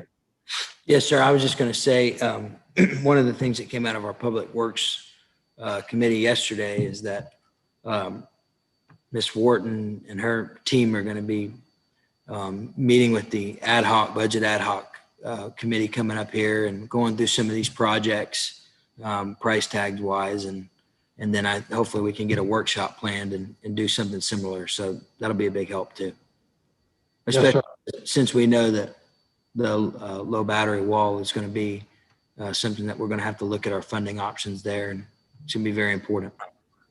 Absolutely. Thank you, sir. Councilmember Gregory, then Waring. Yeah, Mr. Mayor, I think that these presentations are great. And it is about the water. However, I just read there was a 2-page article in the Post and Courier on all the great things that we're doing with regard to affordable housing. In addition, I mean, there's a lot going on in our transportation department. In other words, what I'm saying is, I think this focus is good, but I think it would be a great idea if we do something similar from our other subcommittees and allowing those directors to do updates as well, because I think they also have a lot to say. And I'm not taking anything from Public Works. I'm just saying that it would be great if we can have similar kinds of update and just as extensive from some of our other departments. Just a suggestion. I stand ready to receive any recommendations. Councilmember Mayor. Thank you, Mr. Mayor, and thank you, Councilman Gregory. I can agree with you wholeheartedly. I'm very happy and proud that the Public Works Committee could provide a template to to go by and be improved upon. I agree with you on affordable housing. Wonderful article in Sunday's paper. I hope everybody saw it, and certainly Councilman Seekings with transportation can do so equally with all those needs we have going on there. But I want to thank Mr. Fountain for his leadership and the way he recognized Mr. Frank Newman. Mr. Mayor, you and I went out there when all the dirt was flying and saw the underpinnings of what was to come and the beautified park that we have. And I want to thank this council. Remember, there was a rendition where that parking wasn't going to be there. Now, you've heard me say this before. I represent a district that doesn't go to the water. So the people in our district really want to go and see parks that go up against the water, they have to visit somebody else's district. So keeping that parking available there allows, we talk about the tourists, but so many of our residents get to enjoy that. So a wonderful park. I look forward to phase 2 and 3 and for this to get finished. So thank you all who had this done for our city. Yes, sir. Thank you. Well, thank you again, Mr. Fountain. That was terrific. And next up is our update on the city's COVID response. Shannon Scaff and his incident command team have been doing a terrific job getting things together for our city to help with the vaccination efforts. And thank goodness our COVID case numbers are finally coming down along with the rest of the state and the rest of the country. So Shannon, do you want to start or Tracy? Good evening, Mr. Mayor and members of council. Tracy, if you're ready to go, you can lead off. Sure. I know that everyone's excited to hear what Shannon has to report, so I'll keep my comments very brief. So a graph that you all are very familiar with now, but this is very good. Like the mayor said, our numbers continue to drop. We've actually seen a 43% decrease over the past 2 weeks, which is really, really fantastic. This is a snapshot of our dashboard and our indicators, our primary indicators that we're kind of using to drive how our phased reopening for city operations. And you can see really everything is green. We have one that is yellow, but it's very, very close to green and has been trending downward very nicely. And we are still currently in phase 2 at the moment. Hospitalizations, you can see that these are also on the decline now. Some of you may remember the last time we met, hospitalizations were still pretty steady. So now we're finally starting to see those hospitalization numbers come down as well, so which is very good news. So our phase status, like I said, all of our indicators are going down and really have been trending downwards for about 3 to 4 weeks, depending on the indicator. If these trends continue, we plan to loosen the faucet a little bit on Monday, March 1st, and move back to phase 3. And really some of I think the most significant changes with moving back to phase 3 is that city offices will be open to the public. So they'll be, open during regular business hours. We still obviously highly encourage appointments and obviously mask wearing and all those things that will still be in play.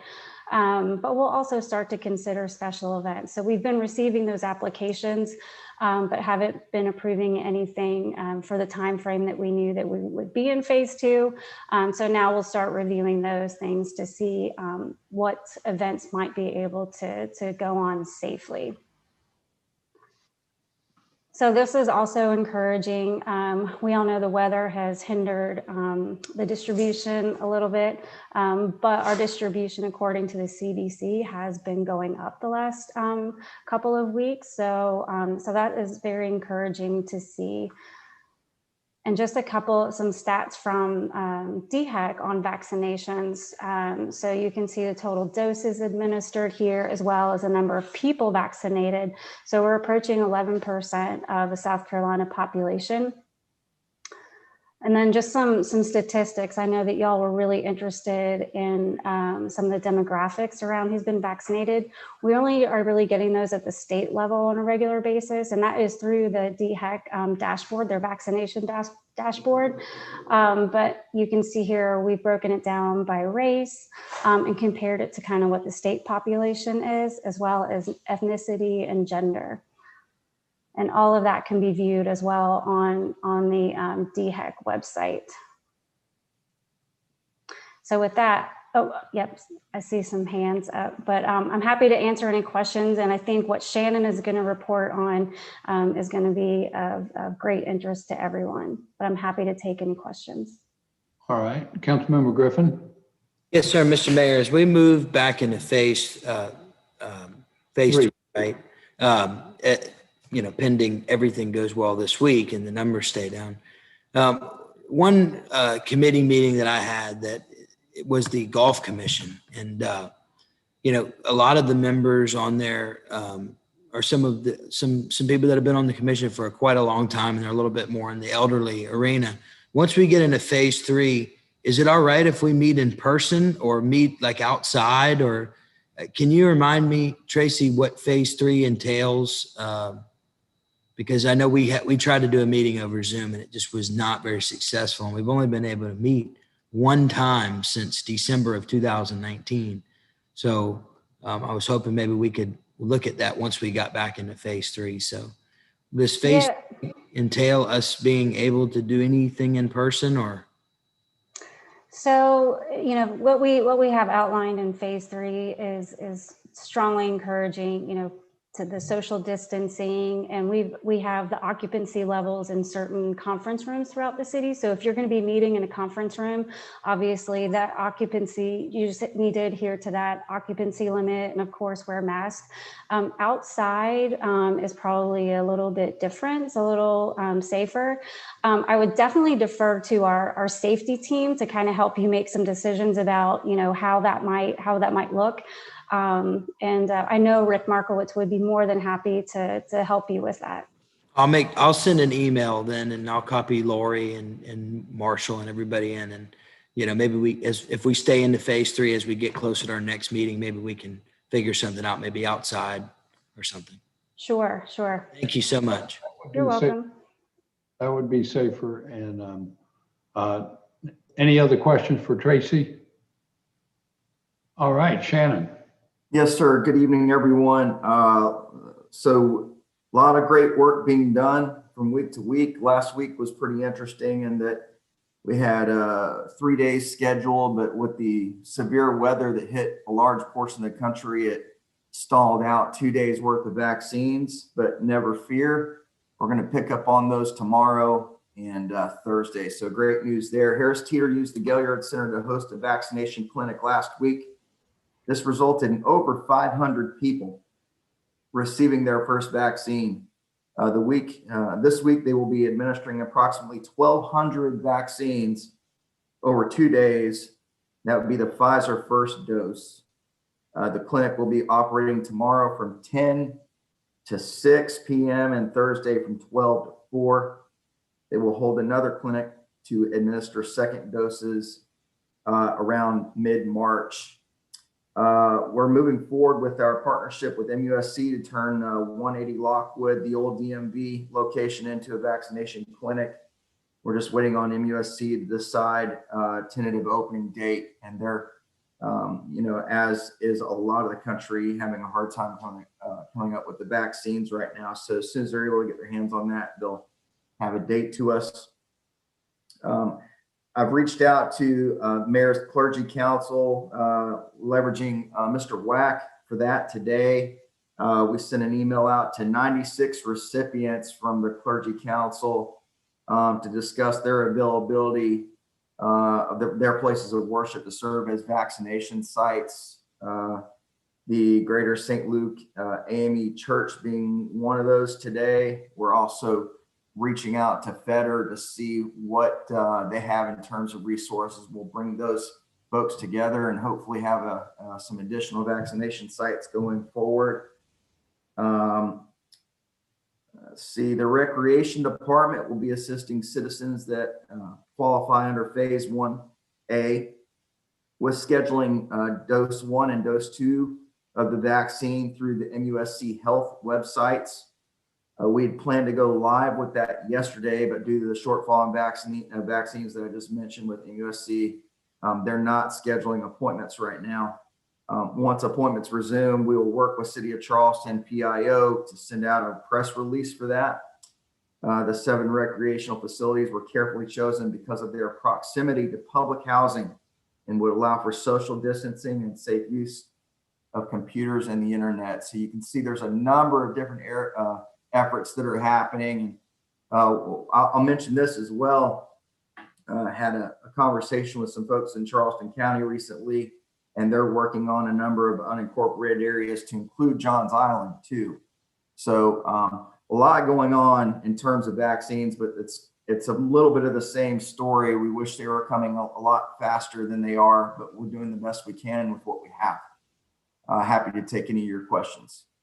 Thank you, Shannon. And I really appreciate the effort of the Recreation Department training our staff at various locations. Park houses will be able to help folks who don't have computers or not computer savvy to be able to make their appointments, assist folks in making their appointments. So it really is a team effort here that we will be able to have places for our citizens to get vaccinated. And if they need assistance making the appointments, we'll be able to help them as well. Any questions or comments? Councilmember Waring. Yes, sir. Mr. Scaff, can you tell me if there are any sites, for example, on Johns Island? So some of the people, because Johns Island isn't as rural as it once was, but some people out in the rural area, for example, at Sea Island Comprehensive Center has a medical clinic out there. I just wonder if that's being used for a site possibly where people can go get the vaccine.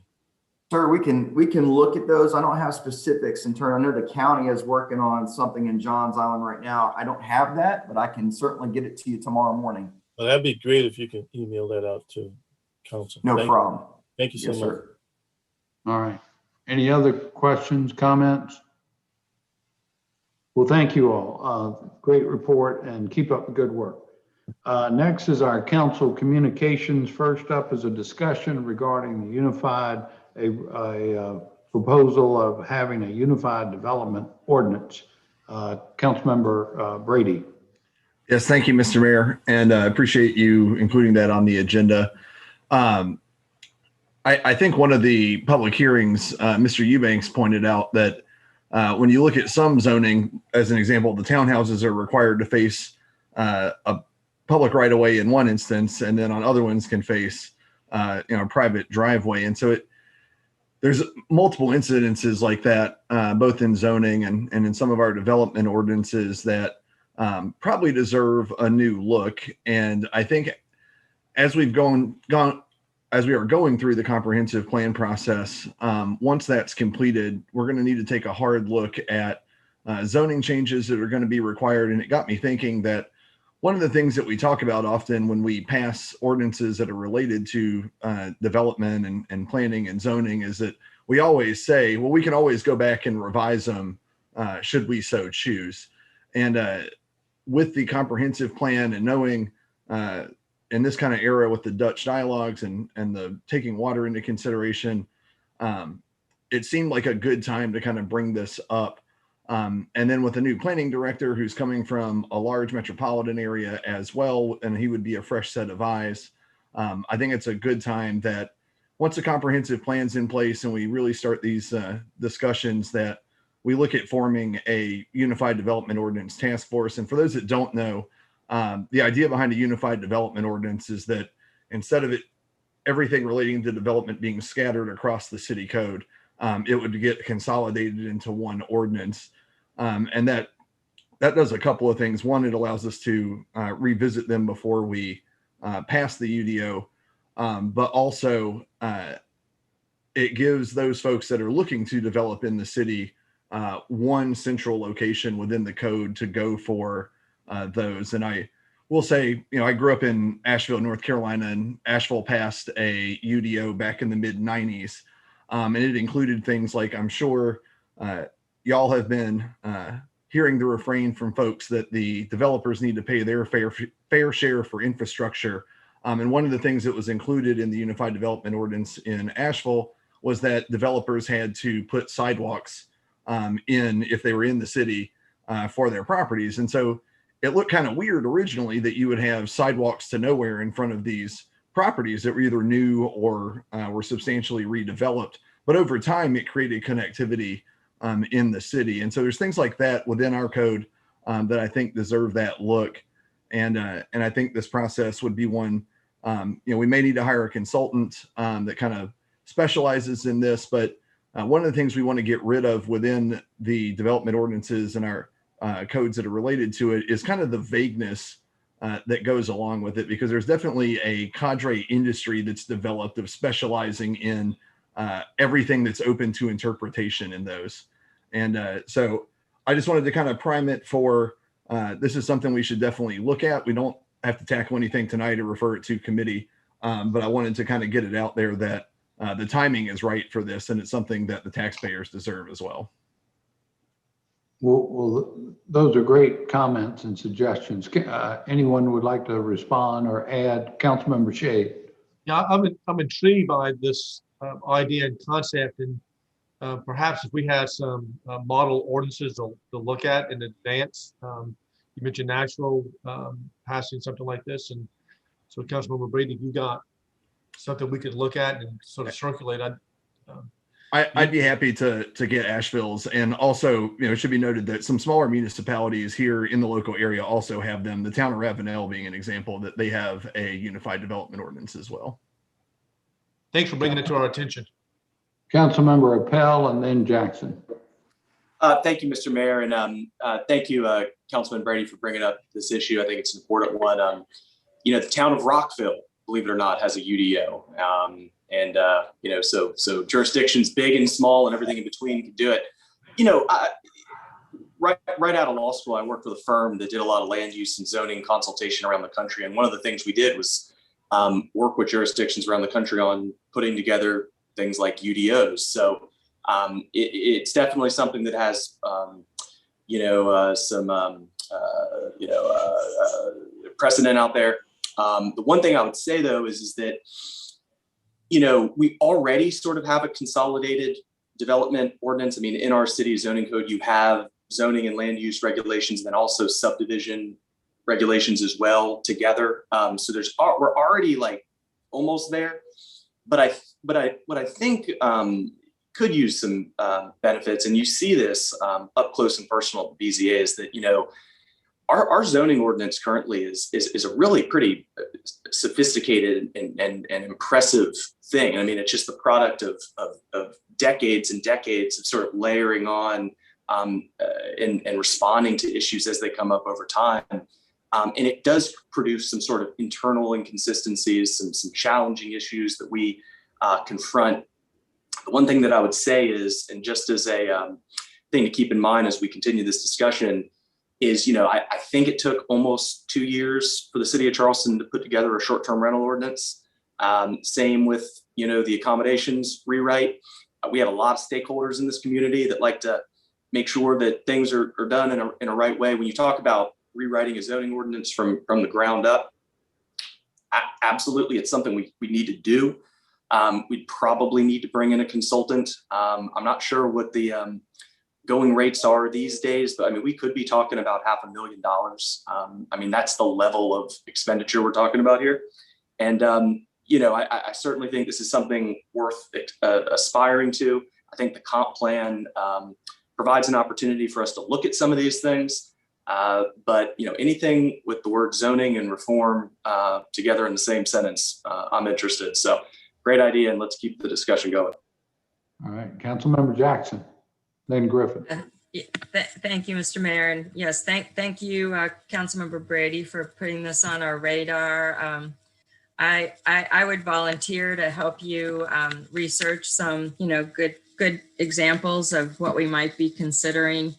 And I agree with Councilmember Appel that we do have good basics for getting started. So we're not starting from, nothing. We really just need to have something that's a lot more holistic, a lot more of a roadmap, a lot more of painting the picture to future landowners and developers and newcomers to the region, what we want. We're always talking about what we don't want any longer. We don't want sprawl, but we don't really talk a lot about how we get what we want. And I do think that we're going to see a lot of encouraging data and analysis when we get the comp plan, with especially the 2 special sections of consulting that went into water management and housing attainability that are the goals of keeping our region protected and growing in ways that we all want to be part of. So I do think this is an opportunistic time. We can do both. We can have something that we put together holistically while we're still, using our zoning code and making it the tool that we'll be proud of at the same time. So thanks a lot. Great. Councilmember Griffin. Yes, sir. I just wanted to also thank Councilmember Brady and just say, hey, look, before we spend any money, first thing we can do is look at the town of Somerville. They adopted a unified development ordinance in October of 2019, and they just repealed it just this month. So they aren't shying away from trying to find a replacement, but they figured out very quickly that there were a lot of things that needed to be changed. So we can kind of look to them a little bit and see what they did right and see what they did wrong. And then you stated perfectly that we've got a new planning director coming in, and we need to see what kind of experience he has with something like this in the Las Vegas region. So I think we're headed in the right direction. We've got a lot of things going on around us. We've got a new planning director. You know, this is a good time to look at some of these things. And I appreciate you, Councilmember Brady, for bringing it up. So, Councilmember Waring. Thank you. I just want to sign on and say me too. I think it's a great idea, Councilman Brady. I won't belabor the point, but look forward to working with you on this one. That's a great idea. So does it sound like a plan that we just get through our comp plan and then start this so we, get past that major hurdle, and maybe some of the final input that you could give to the comp plan would be a suggestion to develop a UDO? Yeah, I think that's correct. And that's what I was trying to drive at was that's kind of the first gate, is to get past the comp plan. And then it kind of opens up the opportunity as we're going to look at potential zoning changes and whatnot to kind of expand the scope there. So I think that's correct. Great. Terrific. Any further comments or discussions? If not, we'll head in that direction. Thank you, Councilmember Brady, for bringing that up. Okay, next up is a discussion regarding designation of Cooper River TIF funds as it relates to various projects. Councilmember Waring. Thank you, Mr. Mayor. The discussion I want to lead actually stems from the community development meeting that we had a couple of weeks ago. Staff did and I understand it was done for information only, but it gave me an indicator that I don't think there's some congruency between staff and maybe council, mayor and council. I don't know what matrix they came up with, but FYI, who were not on that call, it came up with a matrix that basically, from a funding standpoint, leapfrog funding for the low line in front of drainage and affordable housing. So I thought the significance of funding drainage from one end of this city to the other is very important, that monies that come out of TIF program, TIF funds in particular, that aren't used towards drainage, in particular on projects that I think it's the Cooper, I can't think of the name of it now, but the basin over there on the east side of town. Jackson. Thank you so much. Thank you so much. Cooper Jackson Basin, which some have estimated to be greater than $20 million.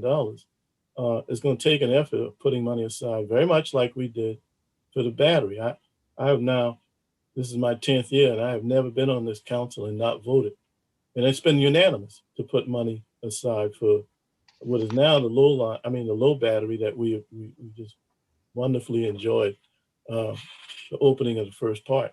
So I can understand our staff getting with the excitement of the low line, but when we have limited drainage funds that can be spent all over the city, as we all know, TIF funds have to be spent in that geographical area in which they are raised. So when we take monies that can go towards drainage, TIF monies, and do something other than drainage, that means that's less money in the overall stormwater drainage fund for the remainder of the city, in particular areas west of the peninsula, West Ashley, James Island, and Johns Island. Now, in earlier years, before sea level rise was the subject that it is today, we did a lot of pretty things with TIF dollars. A lot of pretty things. I mean, we took up concrete sidewalks and put down granite stone and bluestone sidewalks, ornamental lightings. But the hard work today is going to be under the ground, and it's much more expensive than doing vertical things. So when I saw that, Mr. Mayor, frankly, I was a little bit dejected when I saw that. I support the low line, but my understanding is we have about $12 million or so, give or take a buck or so, in that TIF funds, and within a 1 to 3 year period on that estimate, was estimated that we would put 16.7 million out of that TIF into the low line.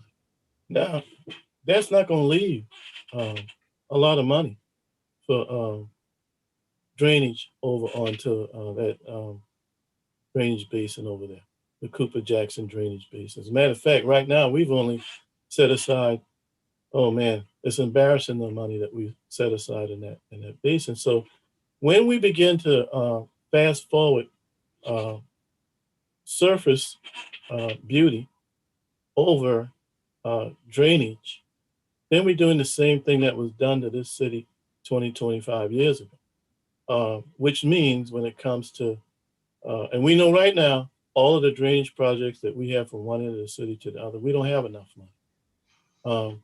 It took me several years on this council to realize what's the difference in TIF funding and general funding and stormwater revenue. Well, this council, a lot of new people on it, but buddy, they have gotten up to speed real quick. So if we took, for example, $7 million that could go towards drainage in that geographical area, we've seen the effect when the STIB came up with that $22.5 million for September Clark September Clark Spring Fish Pairing drainage project. The money's right now that's enabled to go in South Windermere for that second outfall. We would not be able to do that if we didn't get that grant. By the mere refinancing of a bond, the $5 million that hopefully through restructuring at lower interest rates will enable another $5 million to come to the Central Park, is it Wamba Basin, Councilman Gregory and Jackson. We are scraping for dollars, so we can find other ways to fund the low line. It is not popular for me to get on this today to bring this up. I've already got a barrage of calls just by the mere fact that I've listed this. But when TIF districts have a limited life, they expire. And the school district has pretty much shown that they don't have an appetite for extending, for that matter, creating and participating in TIF funding going forward. So the ones that we have today, we better get the bang for the buck out of them, because I don't know that there's going to be a second chance at that.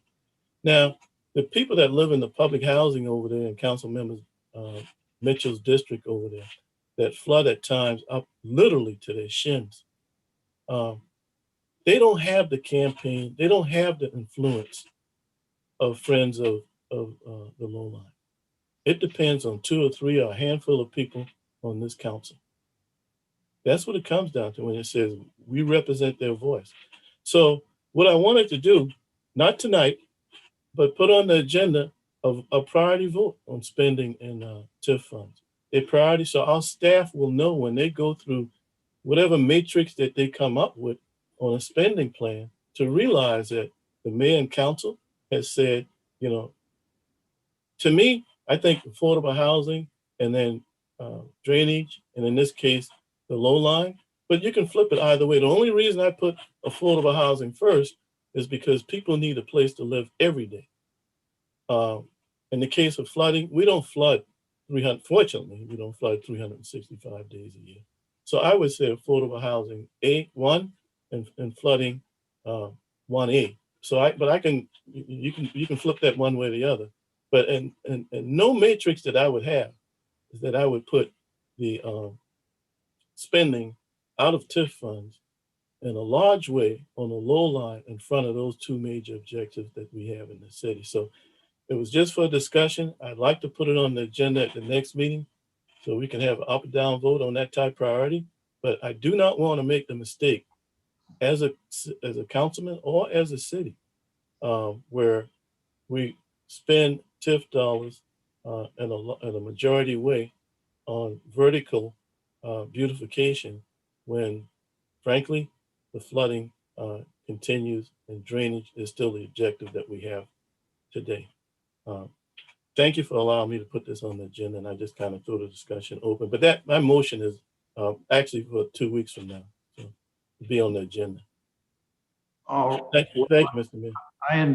I thought that your request was put it on for discussion tonight, That's right, just for discussion, but I mean, I don't want to up or down vote because we need to think about it. Right.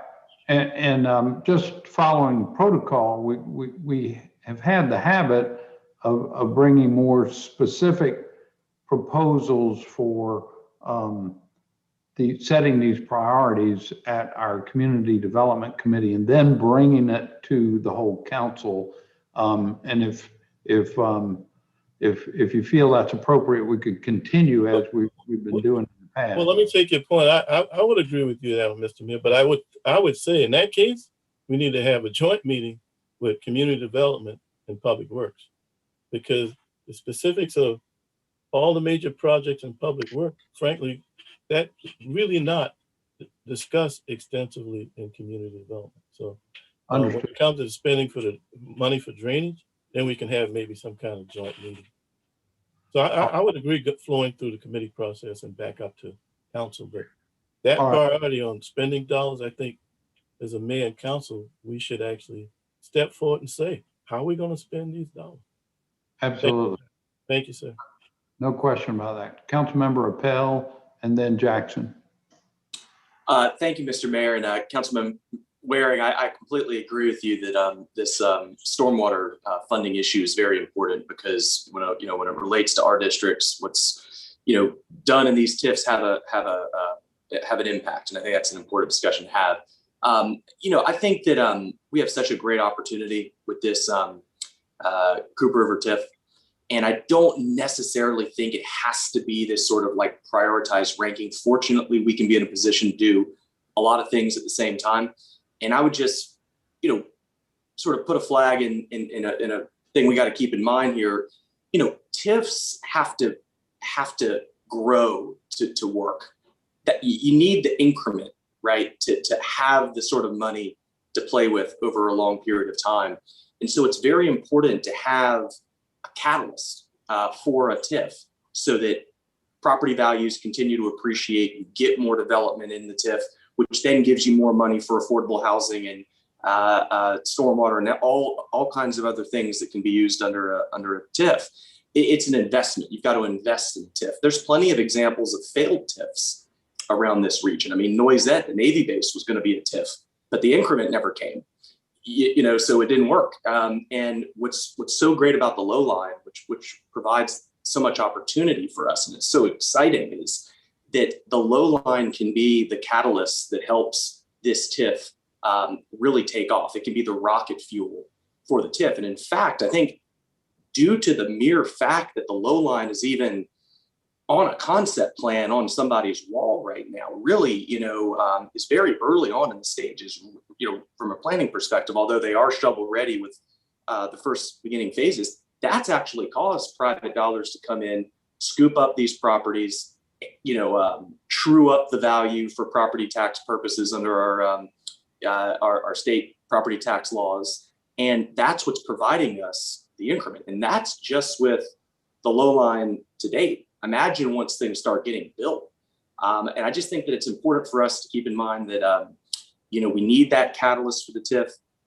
But at the same time, of course, we got to make sure that these other issues are funded, stormwater, affordable housing, and that we do it in an equitable way through the lens of the very important work we're doing through the commission, frankly, because we need to make sure that everybody's invested in this and everybody feels like there's sufficient buy-in. The last thing I'll say, and again, this is just food for thought, we can continue to talk about more, is I found it real interesting when we, I'm forgetting if this was when I was on council or when I was right about to come on council, where the developer at the Citadel Mall TIF wanted to have an agreement put in place to sort of better structure where the TIF monies went. I wonder if there's something perhaps that we could work on along those lines here, so that from the beginning, the community can know sort of what the rules of the road are going to be with respect to the TIF. We have a sort of clear understanding going in, all members of the community, all different stakeholders. Here's how we're going to address affordable housing. Here's how we're going to address stormwater. Here's how we're going to continue to help the low line continue to move forward. And I think what that does is it provides everybody with a measure of certainty, a measure of confidence, a measure of trust that we're going to really need as we move forward, because we want to have everybody invested in this, because it's a win-win for everybody. And but very important discussion to have, and real exciting opportunity in the future. Councilmember Jackson. Thank you. Yes, Councilmember Waring, I appreciate that you've given all of us who aren't on the Community Development Committee the opportunity to think more strategically about all of these, ongoing topics and how we're going to go from A to Z on everything that we prioritize. Councilmember Appel basically made my arguments in terms of why we should continue to look at the low line as an economic engine. It is a catalyst, and I think I'm hoping that maybe you'll return some of those calls if they're coming from friends of the low line to help you appreciate a little more structurally the value of the low line as some of the ingredients that you're prioritizing in the TIF district. They said, in their 2 minutes tonight, Tom Bradford and Megan Mills each addressed us during citizen participation. And I think it was Tom who said a third of the money that they're projecting right now is going to go for stormwater. And they're going to jumpstart housing. I think Megan said 400 units of housing. So we really do need to evaluate the low line as its own more holistic enterprise that will give us more money. It'll be creating the tax base that we all know. I mean, obviously, we use TIFs for the things that we don't have the money to pay for out of the general fund or the stormwater or, our other sources of revenue from accommodations and tourism. But basically, when you put $1 into drainage from a TIF, that dollar is sunk, no pun intended. And when you put it into something that is more of an economic enterprise like the low line can and should be, and that's certainly the vision of any of the friends that I have encountered over the last 2 or 3 years, then it's a growth potential. So it's an exponential opportunity to see that money, reinvested for all the reasons. At the invitation and the suggestion of many of us on the commission, the friends came back to the Housing and Mobility Subcommittee of the commission this past week and gave a presentation that was dedicated to how they're going to put equity forward in everything that they do. Racial equity is going to be premier in how they prioritize their work effort. And from what I understand on the commission or the committee members, they had a really good engaged discussion. It's an open-ended topic, but they are going to use the racial equity toolkit that we're recommending for all of our next step action steps that come out of the commission work. So I really feel like they've got the message about what's important to all of us, and they have developed a game plan that I think we should at least give them a chance to get started and see how it goes. I don't think we can lose. Councilmember Sacron. Thank you, Mayor. I'm not going to belabor Councilman Appel and Councilwoman Jackson's point. I agree with them wholeheartedly. The one thing that I've been encouraged with them has been their opportunity to reach out to us and really ask us what we're thinking about that concept. And to Carol's point, or Councilwoman Jackson's point around equity and access, the low line to me is not just a expense. It's an investment. And with an investment, you get a return, and it's a force multiplier. And I think as a city, we're at a critical point where we have to start looking at these types of projects, such as Laurel Island and this, that we've said before, cities would be jumping over backwards to have projects like this come to their table. So I just think that they've said what they meant so far in meeting with us. And I'm really encouraged with the fact that they've reached out to the community. They're trying to, put their money where their mouth is in terms of focusing on equity. and they're trying to reach out to the neighborhoods to have representation on their boards. So I think it's respectful to give them benefit of the doubt, and I respect Councilman Waring's opinion on this. One thing that when they did present at Public Works and our city staff did come back with those recommendations, I was a little taken back by the criteria and the scoring of those. It would be nice to know how those projects were scored. But at the end of the day, I look at this not just as an expense, but really as an investment and a force multiplier. And to Councilman Appel's point, the increment is really the question here. As this gets built out, and this abuts right up to my district, as this gets built out and as investments come in, isn't that the point of the TIF? Isn't that the point of creating a change in that community, in our community?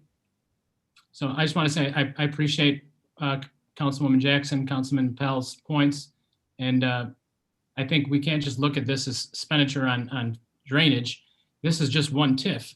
We have other resources that could go towards those drainage projects. But for this, in this particular neighborhood, I do think it's a force multiplier. So thank you. So if I may make a couple of comments, and we may have other resources we can give to a project such as Lowline as well. But thank you, Councilmember Waring. I mean, it is clearly council's prerogative to set the priorities on how we spend money. Now, we together have a wonderful problem here, and that is that thanks to a former council some years ago, per state law, we set up this district, and it's successful already, and it can be more successful. We've already issued a $12 million bond a couple of years ago that we've been spending on infrastructure projects. Our finance department tells us this year we'll be able to issue another 12 million. And the projections are for the life of this TIF well exceed $60 million that we'll be able to invest in our city on all kinds of projects.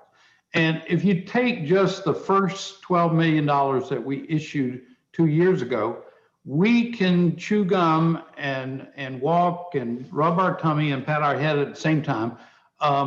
We allocated about 25% of those funds for drainage, about 25% of those funds for affordable housing, about 25% of those funds for mobility improvements, about 25% of those funds for park improvements. So I would suggest to you that over the lifetime of the TIF, we have an incredible opportunity for all kinds of great infrastructure improvements. And as we go to the next meeting or two of community development, and if you want to include the council as a whole or the Public Works Committee as well, that's all fine with me. I mean, we as a whole will make any decisions regarding funding ultimately, but we just have great opportunities here to take care of some of these infrastructure improvements for that district. And I look forward to working out. Yeah, we might end up doing some for the low line out of the TIF, and then when our hospitality funds get going again, be able to draw from some other sources, and likewise on some of these other projects as well. But let's be creative. Let's figure out how we can set the priorities and do as many of these improvements as we can. Councilmember Shade. Thank you, Mr. Mayor. And I may be getting a little punchy, but since I was getting a little late, and I appreciate Councilwoman Waring bringing this to our attention and for discussion. But someone just clarify for me, when we create these districts, these TIF districts, I know we define the geographic area of the district. That's a given. But don't we also define the purposes for this interception of this money? I mean, aren't we somehow restricted in what the money can be used for at the inception of the district?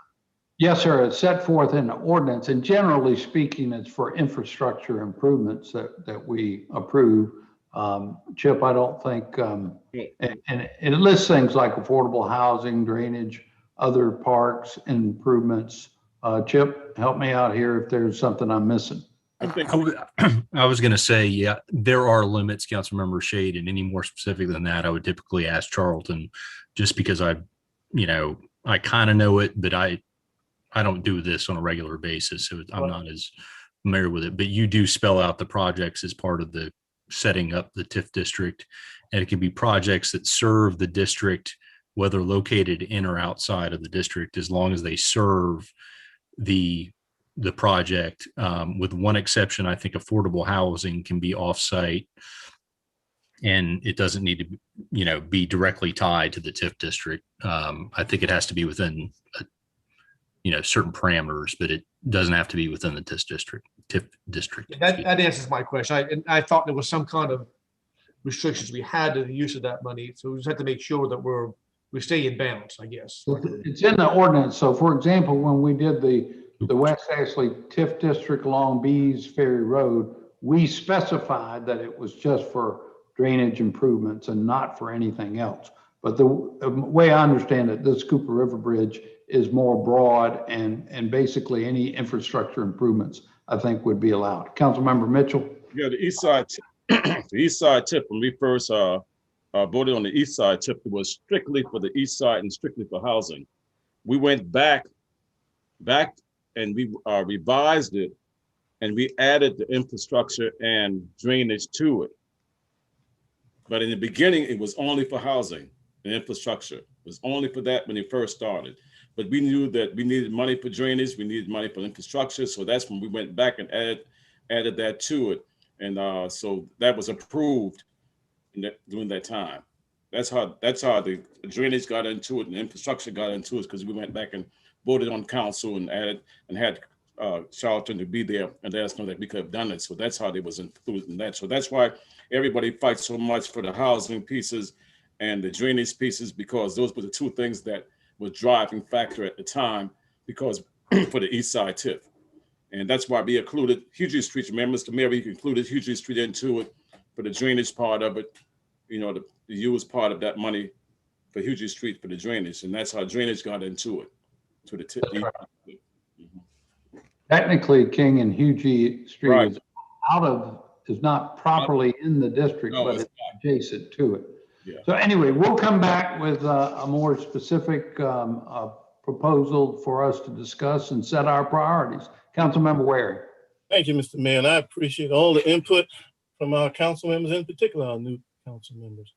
But it shows you how effective the lobbying effort has been. We get that when you talk about, in particular, Jackson Cooper Drainage Basin and who lives over there, you get the yeah, but, okay? Mr. Mayor, only 6 of us was on the council when the opportunity to buy the low line came upon us. And you'll remember that the number that brought forth to us was $12.5 million, okay? The low line was gonna cost $12.5 million, and we were gonna pay half, and they were gonna pay half. Long story short, we resoundingly rejected that price as a council. And we ended up paying what, 2.4, I don't know, 2.7 million for the low line. Now that's a fact. The accountability when it comes to the low line, here we are poised potentially to spend almost $17 million, and we haven't seen one bid. We can't spend $16.7 million without going through a bid process. So the transparency of handing over that kind of money to in effect, taxpayers' dollars, by the way, without accountability and transparency, I don't even see how we get to those numbers. From that standpoint, from accountability and transparency, we have the low line bidding out our drainage projects. They're going to tell us that $7 million in that total, is for drainage, or do we tell them how much in it is for drainage? Somehow this is it's not supposed to work that way in this city. As far as returning the calls, Ms. Jackson, those calls came in today, and you know what kind of day we had today. I didn't get those calls yesterday or last week, and I will return those calls. Let me say this, I support the low line. I really do support the low line. And it is an economic engine, Councilman Saccharin. And that's why the commercial districts that border that needs to step up. When the mayor was, and Mr. Mayor, if I get the terminology wrong, please correct me, but when you were economic developer with the city of Charleston under Mayor Rowley, when King Street was not the King Street that it is today, there was an economic plan put in for the landowners, the commercial landowners that bordered King Street. When you go down King Street today, Councilman Appel, and as a matter of fact, your family member probably paid for some of that in front of Morris Circle. The granite, curb and guttering, and the bluestone, and the ornamental lighting, and the fixing of the facade was tax credits that the city and the economic developer at the time helped to create. Something similar can be done. That's not the only source, but we haven't even tried to see if something like that could be done with the low line that would give additional funding to help kickstart the economic engine. And obviously with 12 million being inside the TIF today, this TIF is already growing. And if you don't believe it, just ride down there and look at all the apartment buildings and look at the Greece Star building down there and look at, Courier Square and everything that's building up down there. It is not vacant property. The low line may be vacant, but it's bordering a booming real estate economy down there today. So that transparency piece, and as a matter of fact, the 60 million, and I saw that too, Mr. Mayor, and it is impressive, but the change order for price increases on September Clark, Spring Fishburne was in excess of $45 million. That was one drainage project, and that was just a change order, okay? That was a price increase because of drainage going up at that time. What my point is, we're gonna spend initially, and I think this is gonna change, but I brought it up to get everybody's attention. We're gonna spend, right, as staff has recommended to us by way of information, potentially, I don't know what the better part of 17 million is of the 60 million. And we haven't sent one bid. We haven't, the affordable housing on there had a time span of 5 to 8 years acquisition. And I think we had $5 million. What is $5 million going to buy 5 to 8 years from now by way of land acquisition within the footprint of the successful TIF?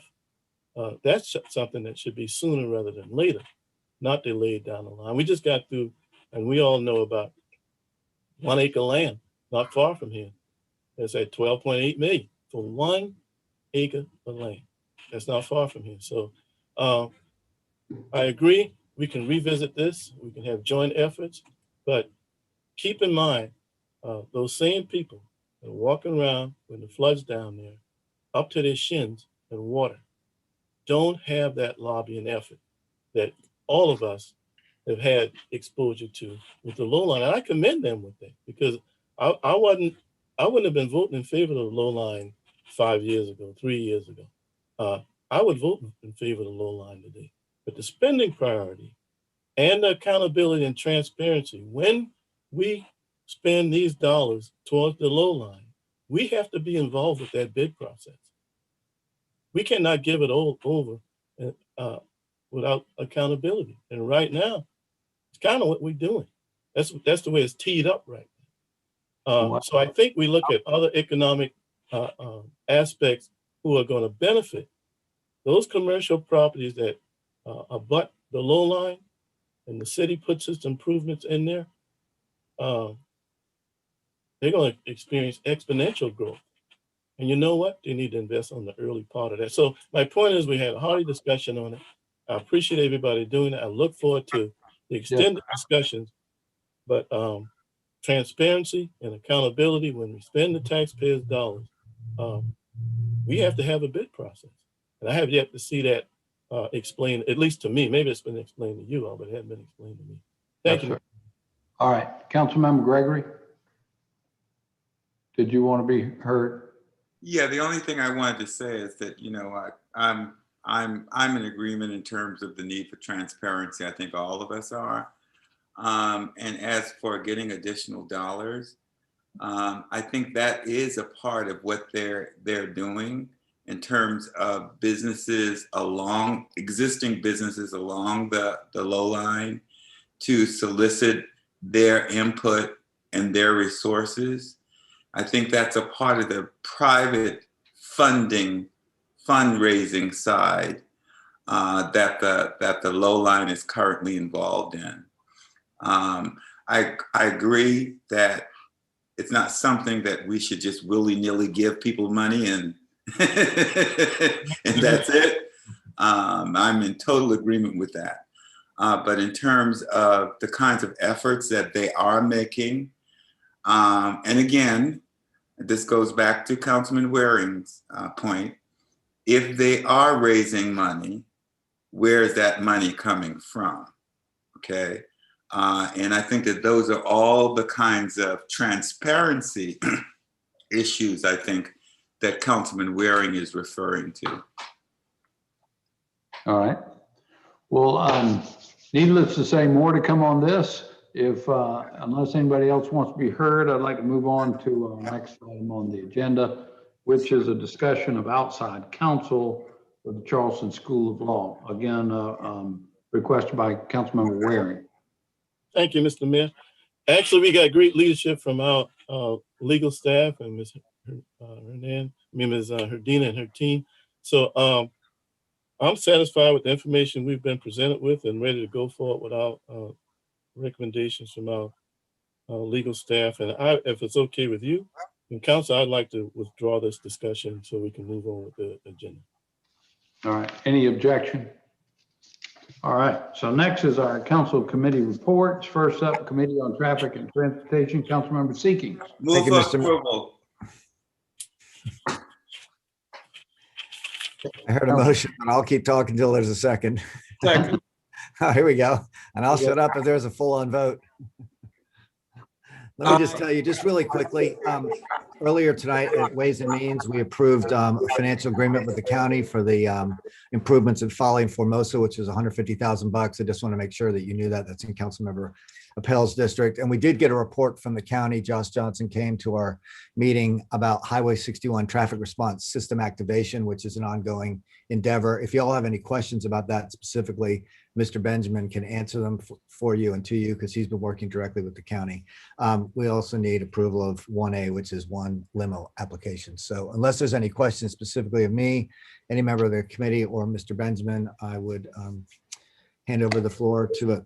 Thank you. All right.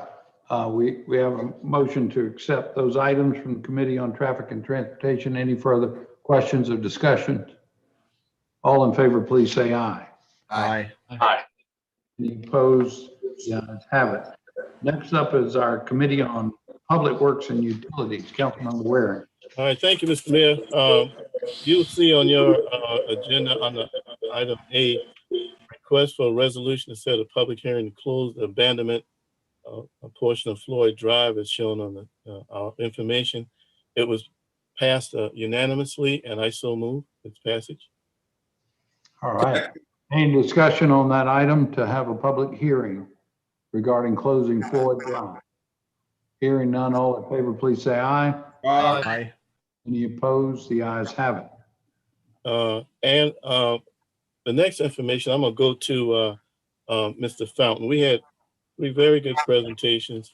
As a matter of fact, Ms. Cashin Drolet, I'm thankful she was on that meeting. She commented it during a public comment about some of the great ideas that came forward. But if the council would allow, I'd like to go to Mr. Fountain for him to address 3 things that we spoke of, Mr.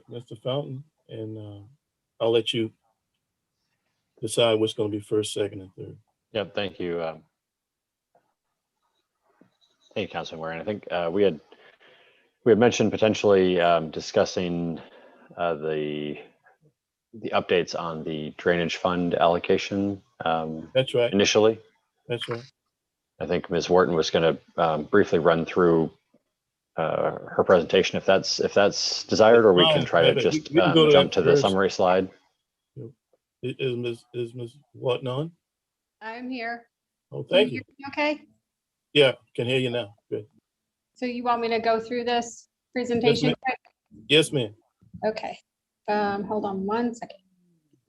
Y'all, I know the night is long, but this is really good stuff. Really is. Okay, everybody can see my screen Yes, ma'am. Yes. and can hear me. Okay, right? Yes, ma'am. Okay. So I will go fast for everyone. Mayor, if that's okay. So we have current project allocations for the drainage fund, and these are all the currently funded projects within that have funds allocated in the drainage fund right now. So the first one is Forest Acres. The total project budget for this project was 18.5 million. We've spent a lot of that, so we have an estimated 5.5 million remaining over the next few years. And those are all the funding sources. That's how this project was funded. Any questions? And local option, I'm sorry, local option permit income is actually mini bottle, just so you know what that is. The next one is Market Street. And I have both the actual drainage project and the streetscape, 17.5 million. Those are the funding sources. Most of this is funded by the bond. It's projected to start in 2023. We had because they're kind of combined together, we had the streetscape project as well, just to show that there is a funding shortage there of almost 4.3 million that we'll have to address before the project starts. But that is not drainage fund at all. That's mostly, that is all a little bit of waterfront TIF and house and tourism funds. And no drainage funds will go to the streetscape portion at all.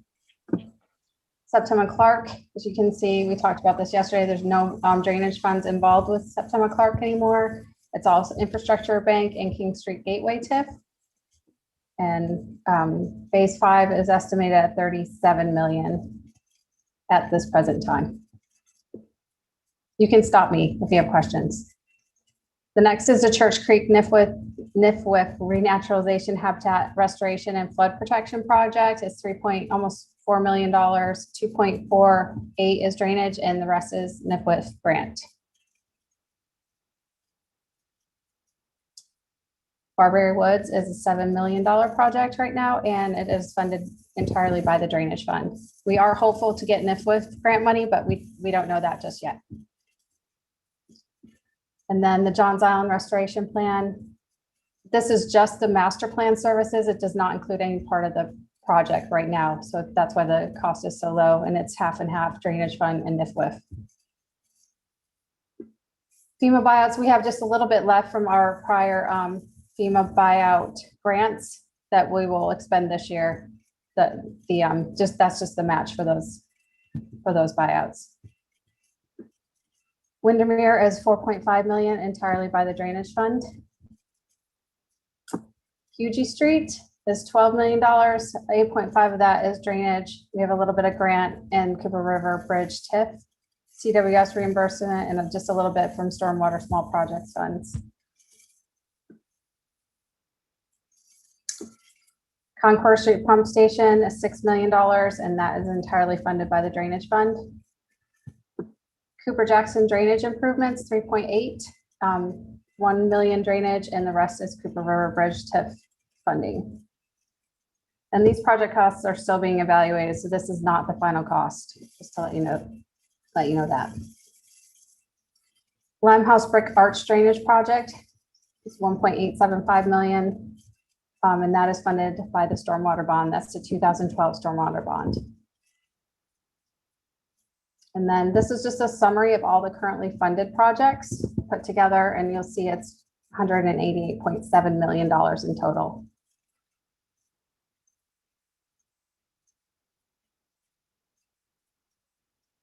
Any questions? So then I just did a summary by funding source, so you could kind of see where all these funds, where the funds are coming from. Any questions? The majority of the grant funds is the STIB money for the Septima Clark project.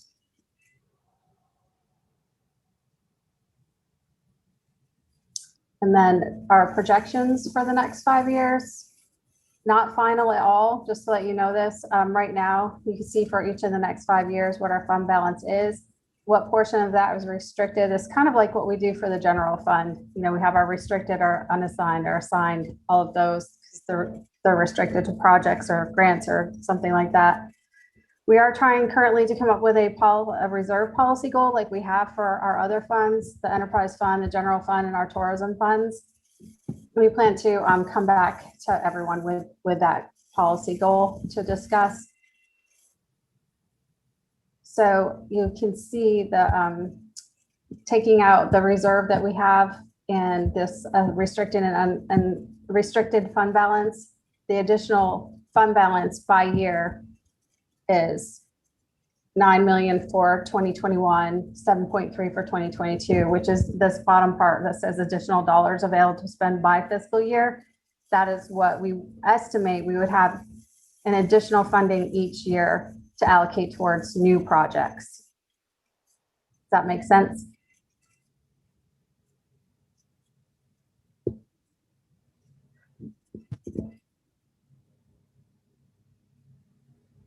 Yes.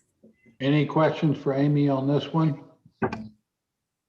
Basically, I believe what she's saying in a nutshell is, in addition to all those projects that you saw on the prior page, totaling 188 million over the next 5 years, we're currently projecting, if you don't add any other projects, you'd have an additional $25 million that we could invest in new projects.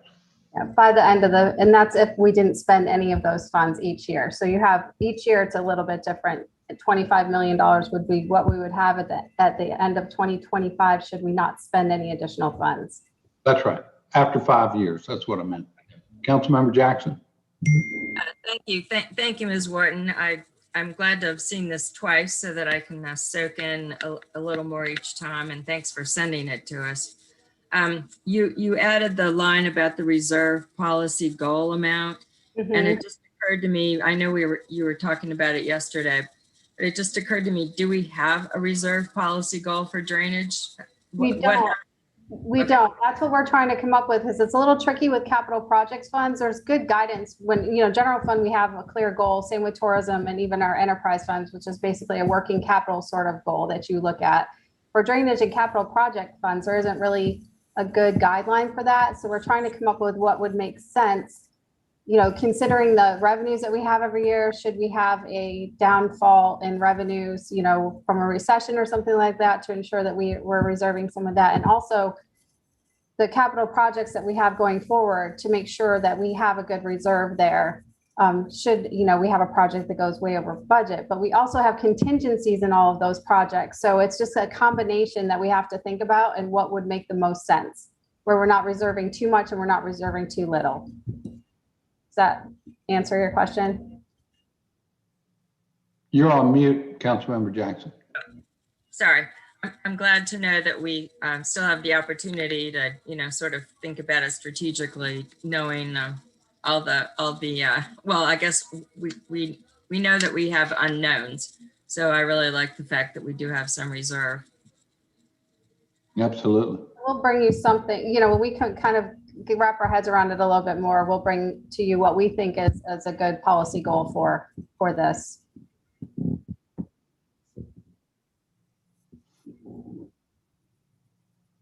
Any other questions? Thank you, Wharton, man. I mean, this is wonderful information for all to see. Thank you so much for your work on this. Sure.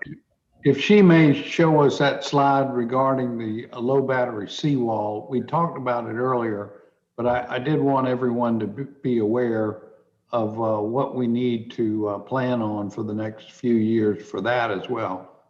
Did you want to go over the unfunded projects at all, Mayor? Or Sure. Just show them that list if you would. Yeah.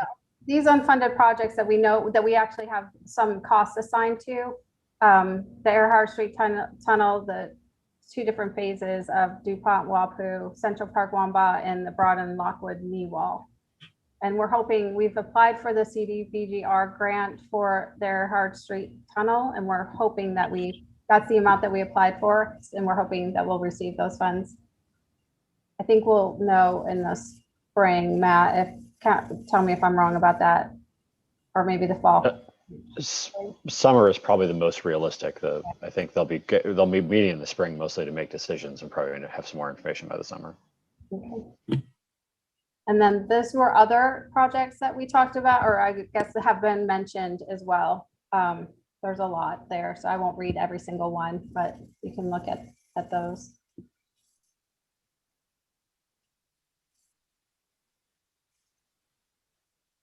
And I made the point yesterday, y'all, that we'll look for every available grant and alternate funding source as may fit any of these potential projects going forward, including TIF funding, if it's in the right area. And then, so this is what we were talking about. We're going to work with the financial advisors. We had met with them before, but they have a financial model that we go through and we change scenarios and things like that, looking at fees, stormwater fees and drainage millage and things like that, and kind of go through it, add projects and take projects away, and then look at it for potential bonding and when we might need that bonding. So we'll be doing that probably in April. We talked about having a combined meeting with Budget Ad Hoc and Public Works. And then the low battery seawall, right now, these are the funding sources that we have. It's all mostly tourism funds for that we've been putting away for years now. We were able to keep the 5 million funding in 2020. We don't have the full 5 million in 2021 just because of the projected revenue decreases that we have. But if we were to do better, we could allocate more in 2021. And so we'll have probably, with us being able to put the normal amount that we put away every year, we probably have a $20 million funding shortfall by the time we would need to fund those other phases of the project. So we just need to find and discuss a different funding source, which could be a revenue bond to handle that.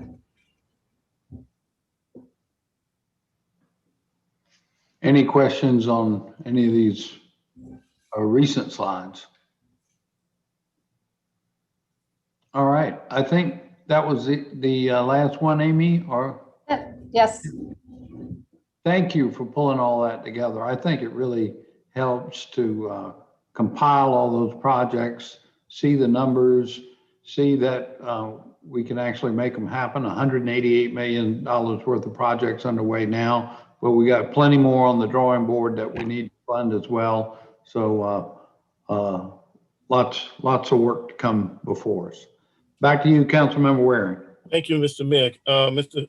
Fountain, can you touch on either the discussion on the Chapter 27 stormwater management or the priority that you'd like on the second item to be discussed?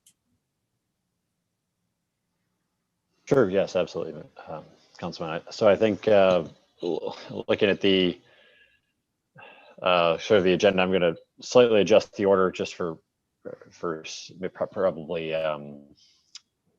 organizational purposes.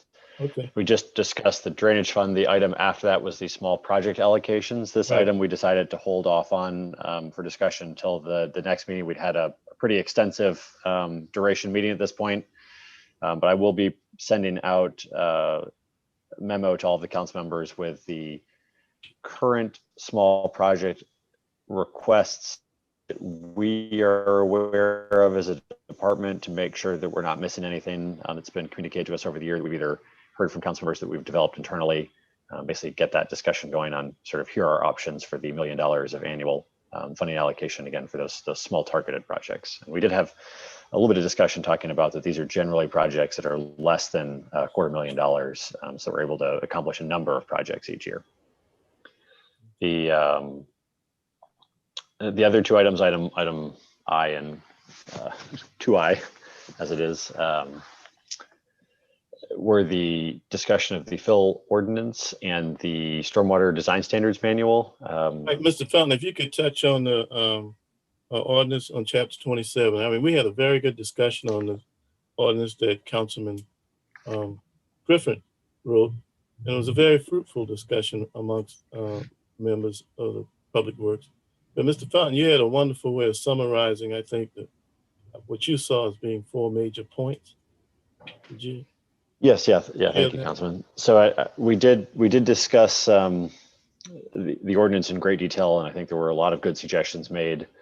Again, with sort of this, I think we kind of went through the discussion and said there was a clear desire to see recommendations to further limit the negative consequences of fill that we're seeing, especially in Johns Island and Church Creek, which were kind of these origin points. But it was brought up in the meeting that there may be other areas this would apply. Certainly James Island was mentioned. Some of Outer West Ashley, other than Church Creek. So the points we looked at were basically trying to find sort of short-term approaches from a ordinance standpoint that we could bring in and enforce or propose for council to consider for enforcement to address these issues. And I think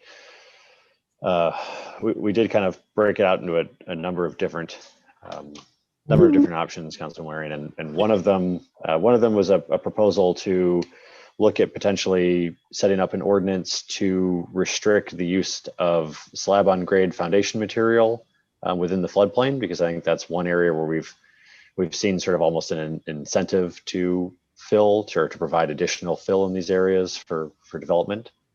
So that's something that I think we could certainly consider and put together a recommendation for that. We talked about looking at the impacts of fill in the areas under 6 feet in elevation, which are sort of these regularly flooded areas that frequently act for stormwater storage and conveyance.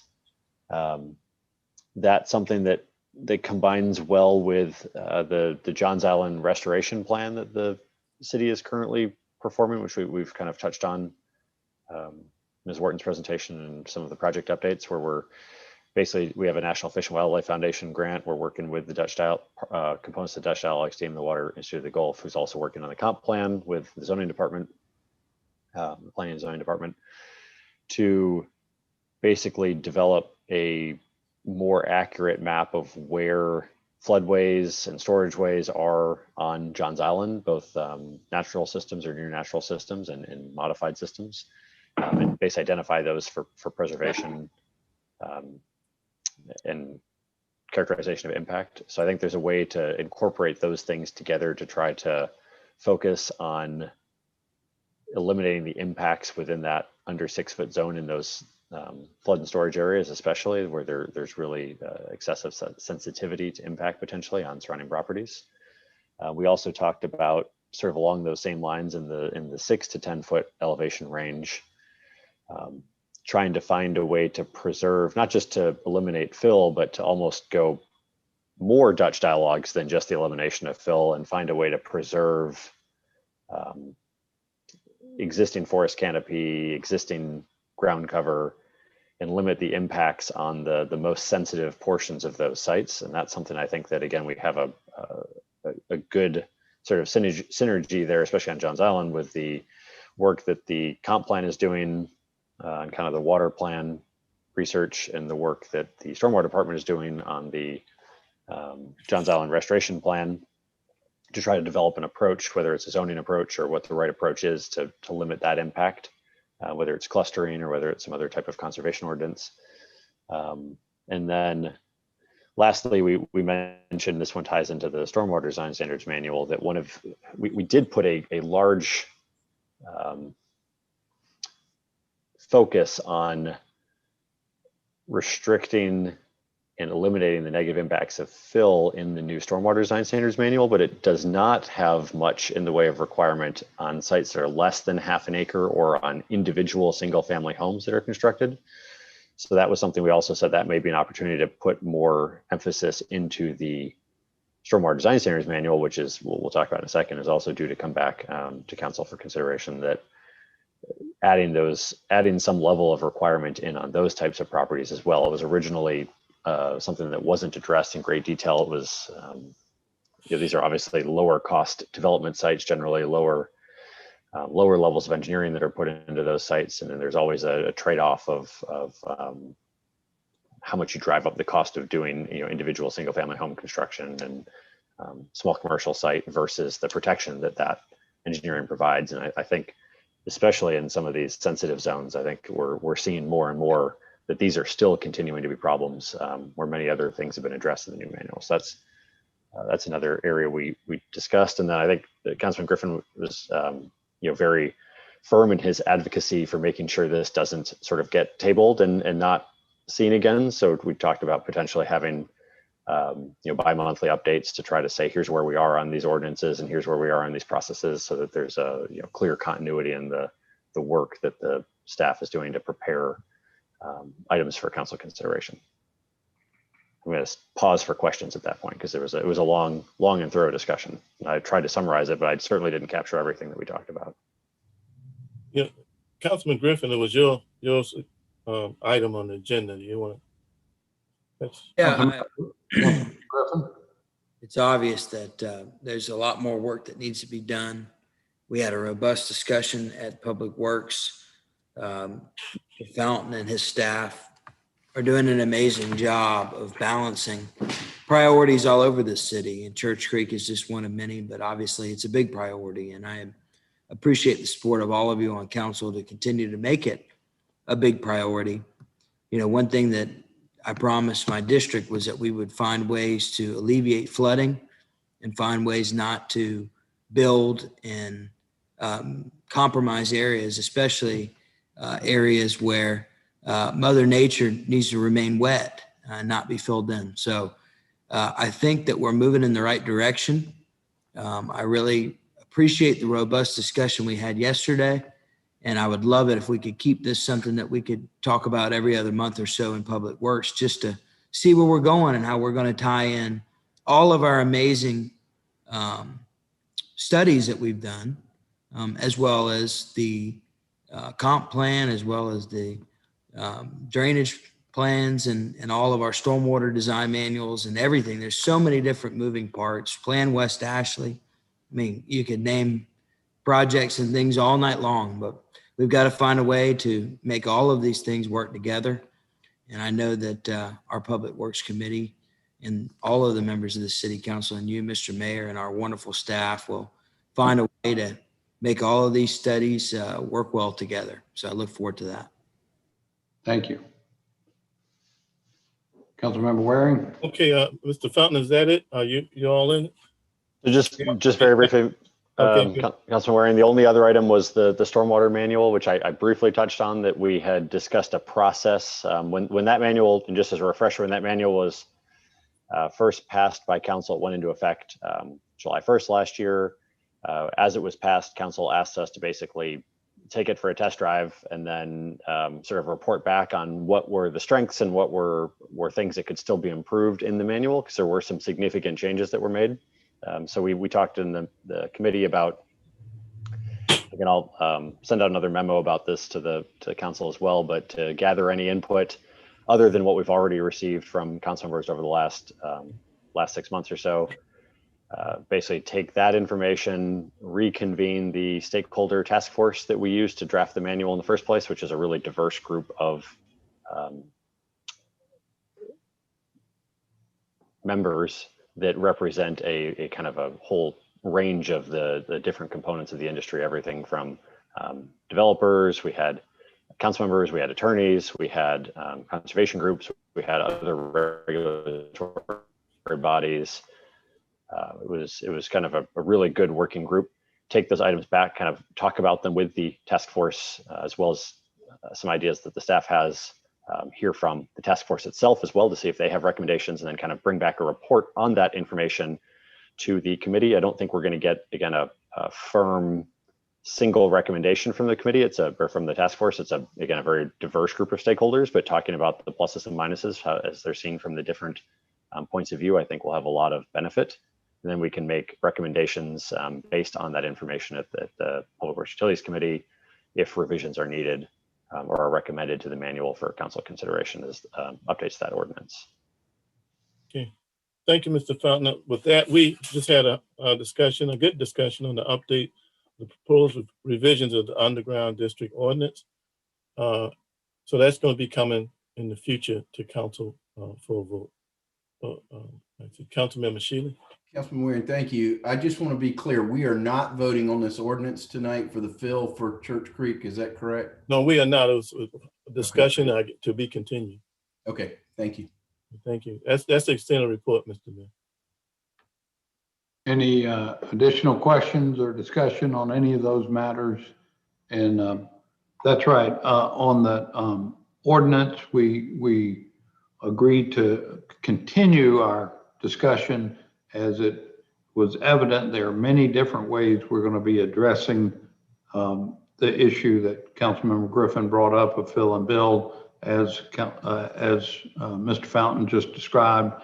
And I think we'll do more than coming back every other month. We'll be having things from those 4 different action items from time to time, often going forward. So, Councilmember Jackson. Thank you, Mr. Mayor. I know that, we're sort of closing out all of these really meaningful topics for stormwater. I'm not on the Public Works Committee, but I am a groupie, so I watch. And I just want to be on the record that even though we knew ahead of time that this ordinance, was going to need some changing and some adjusting and maybe some work to make sure that it wasn't creating inconsistency or conflicts in other parts of our land use code or the stormwater manual itself. If we were going to vote as a first reading tonight, I came prepared to vote as long as Councilmember Griffin would agree to amend the document to include what I've long considered to be the twin sister territory of Johns Island, especially on the Burden Creek River Road area as it touches the Stono. The lower part of James Island is equally at risk and in need of protective development measures. So I came prepared to vote yes to start a first reading process. I appreciate that we're not going to be doing that. And I thank Councilmember Griffin for being gracious to give way to all the further considerations that, were beginning to be discussed at the Public Works yesterday. But I think we need to keep the pedal to the metal. I think we're all going to be very impressed once we see the results of the water study that was done as a companion to the comp plan that blends right in with the Dutch dialogues, obviously. And I think we need to take that responsibility and run with it. Thank you. Thank you. All right, Madam Clerk, do we need to just take action on this committee report, or we voted on the things that required voting?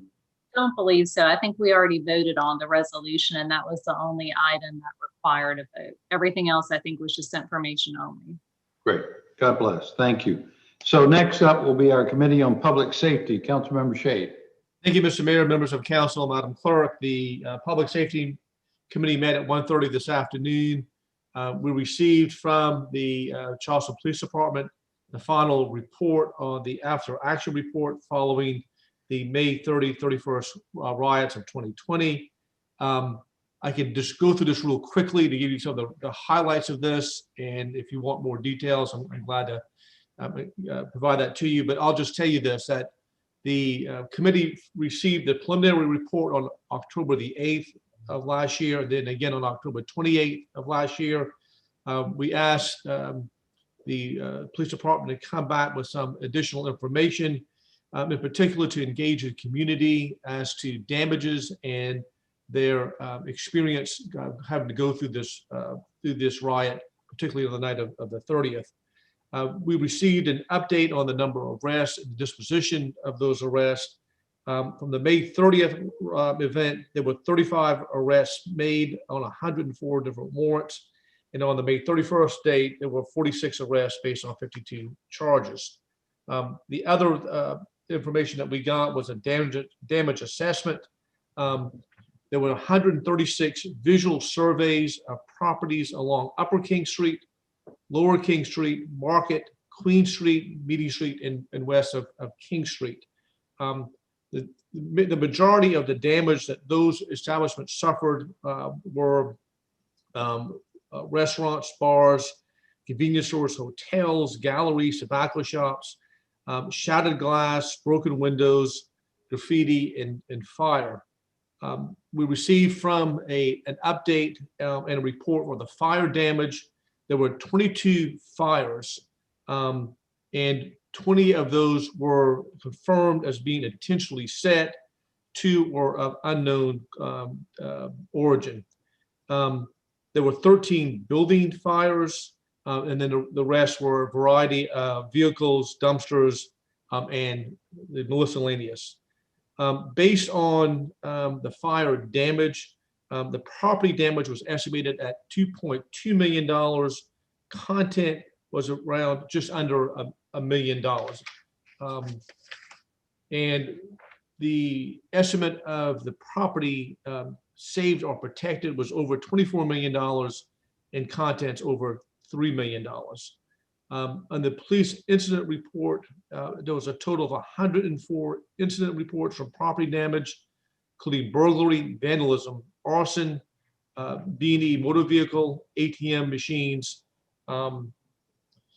Since the report was issued, and I know I'm going through this pretty fast, so y'all tell me to slow down if I'm going too fast for y'all. But since the May 30th riot, from July 9th to the end of the year, there were a total of 89 parade permits issued.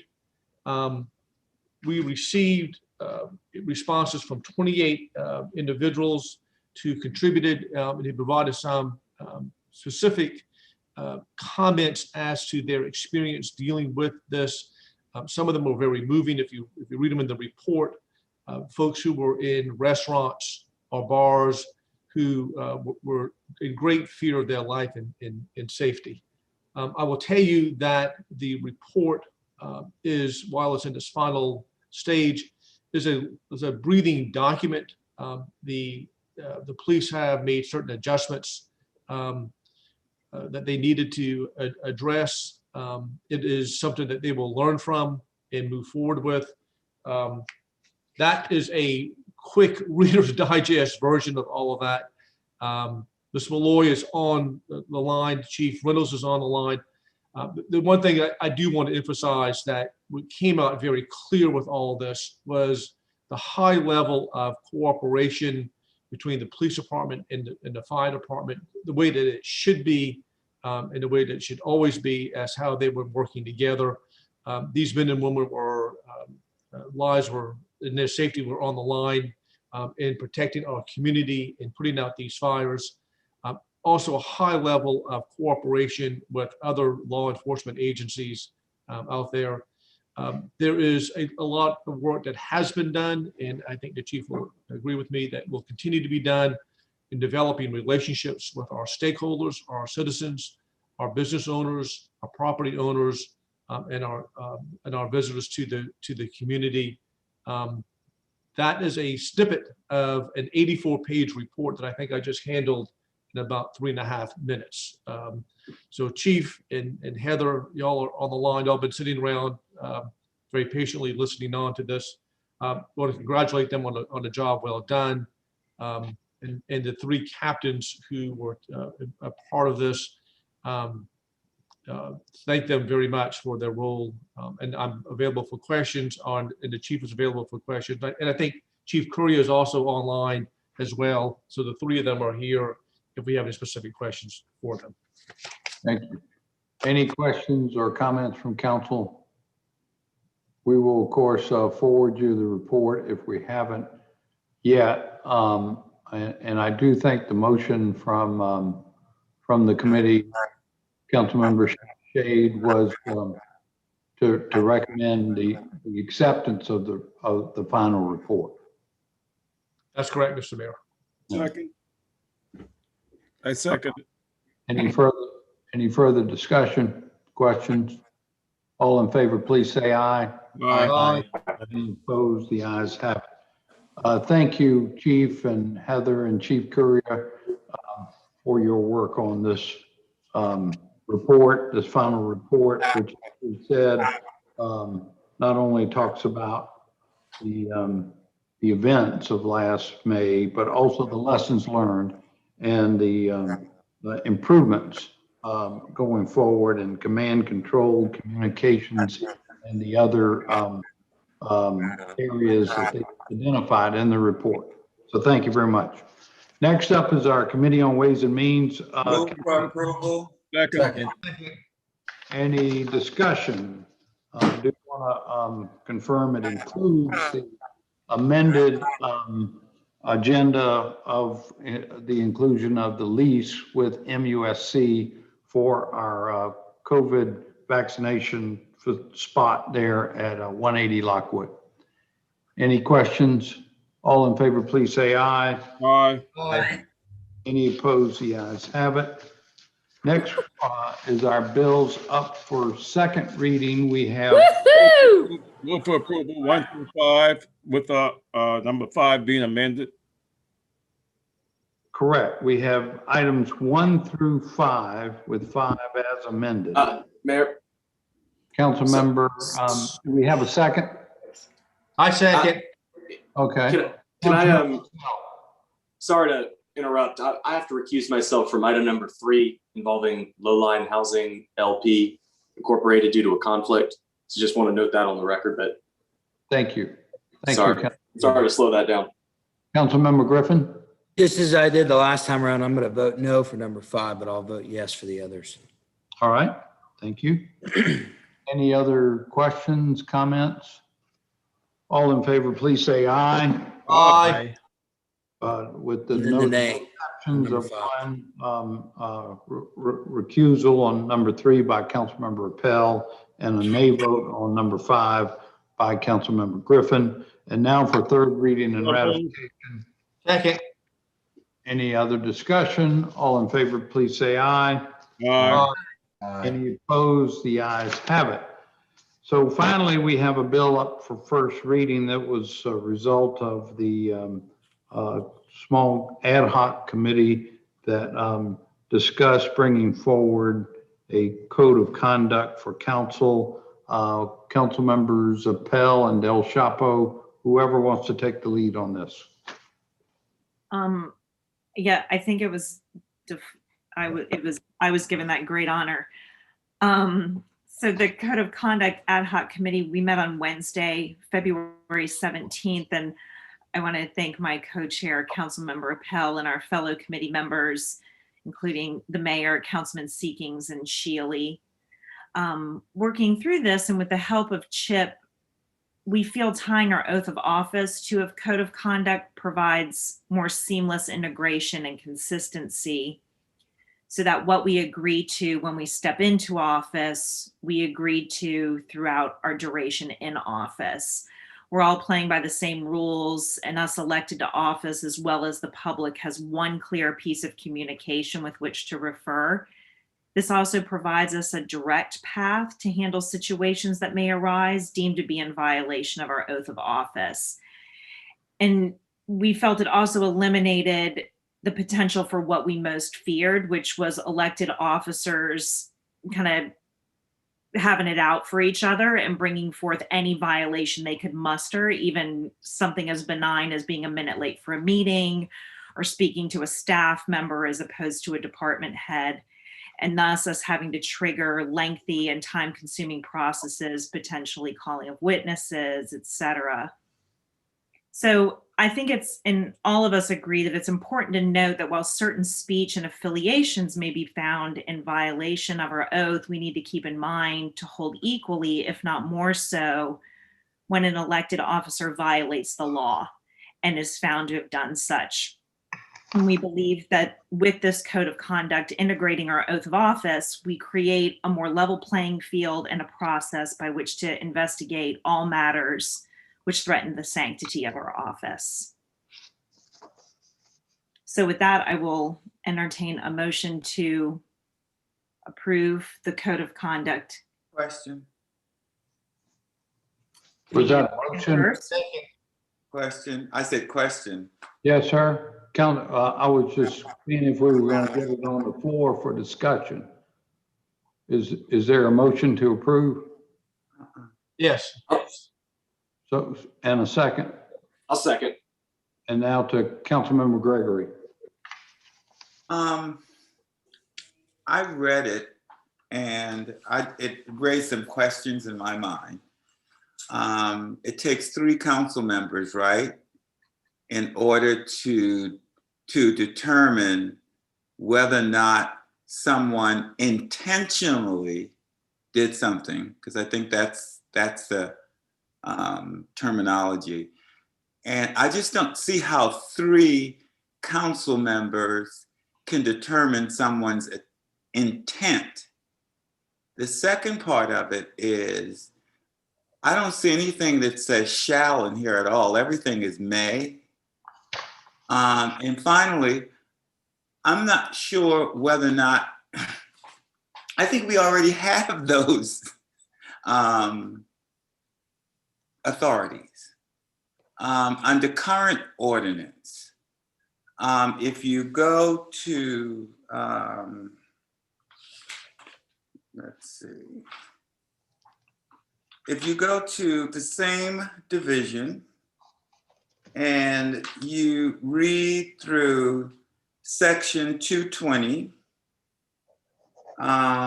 and which is grounds for forfeiture of office, okay? Are we suggesting that the code of conduct is any different? And if so, how? Under current rules of council. All right, could we pause you there just to try to answer what you got on the table so far? And if I may, Councilmember Del Chapo, call on Chip McQueenie to respond to those questions. Chip? Yeah, I think the 3 council member requirement would be required if the mayor or mayor pro tem.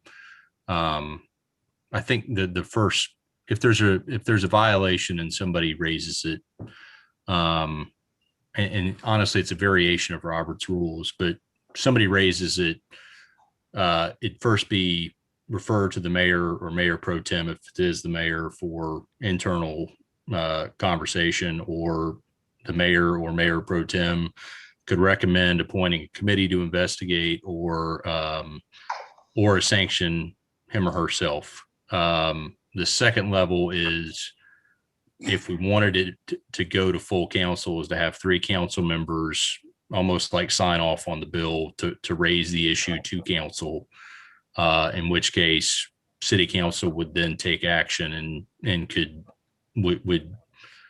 would do what it's supposed to accordingly. Section 220 is really a forfeiture provision. It's not, this is just censure. I did not include forfeiture as a penalty in this. And I think, the big issue for me was something less than forfeiture, I guess. Chip, can let me raise the question. Yes, sir. We already have the authority to do that as a council. And my concern is we're giving up our authority to the mayor or mayor pro tem to make a decision that we already have the authority as council members to do, with or without going to the mayor or the mayor pro tem. We already have the authority to vote no confidence if we wanted to. All power lies in council. And where I get a little confused with this code of conduct is 3 people can determine my intent. How can they? Based on what? Evidence of intent. How can I 3 do that all the fellow time. council members determine intent? Because that is the test. That is one of the tests in this code of conduct. Pardon me, Mr. Councilmember, but the version I have just simply reads, if no action is taken by the mayor or mayor pro tem, 3 council members may raise the issue to council in a public meeting. It doesn't offer any judgment. I thought that the 3 go to, they can go to you, right? And then you can make a recommendation. That's an option. Or they can go to the full body. Am I correct with the issue? Any one council member could raise, so under Robert's rules now, any for something that takes place in council, not for something that takes place outside of council, any council member could raise a point of order, and the mayor would rule on the point of order. If the mayor had a conflict or wasn't there, the mayor pro tem or whoever the presiding officer would be for committees would rule on the point of order with an appeal available to full council. In order to censure or address something that somebody does outside of council chambers, you basically have to have a trial style hearing, which is set forth in the forfeiture ordinance. It's the same thing. So before you have to bring witnesses in. If it's not based on council's personal knowledge, you have to deal with it by basically affording a trial. This ordinance would change the Roberts Rules process in a couple of ways. The first being that any single member could raise it as an issue, in which case it would be referred to the mayor pro tem. It is certainly not my intent, and I'm happy to redraft it in any which way to cut out city council from doing whatever they want to do. I think during the committee discussion, it was suggested that we have some additional amount of not just one council member to sort of raise the issue of a censure or loss of seniority type hearing. And I think Councilmember Del Chapo explained it best, that you can see how that would turn into a situation where there would be a lot of time spent on those types of hearings at the request of a single council member. And then the supermajority vote thing was the same thing. It was not originally written that way. I think the committee during its discussion thought, we don't want just 7 members who've got it out for one member to be able to censure or remove that member from a committee. And that was the entire thinking behind what is before you right now. Okay, so so internally, just bear with me. Internally, we're really talking Robert Rules of Order. Okay, basically. Okay, but what about outside? If something happens outside of council, does this apply to that at all? Yes, sir. It would. Okay. And so 2 or 3 council members can determine someone's intent, okay, for an action that they took outside of council? No, they may accuse it or raise the issue, in which case it would trigger a hearing before the full council to determine intent. So full council by 3/4, unless full council by 3/4 vote, president voting, not of all council members. I know we had that issue a couple years ago, but 3/4 of all members present and voting would have to find that there's an intent there in order to trigger the penalty and to apply the penalty.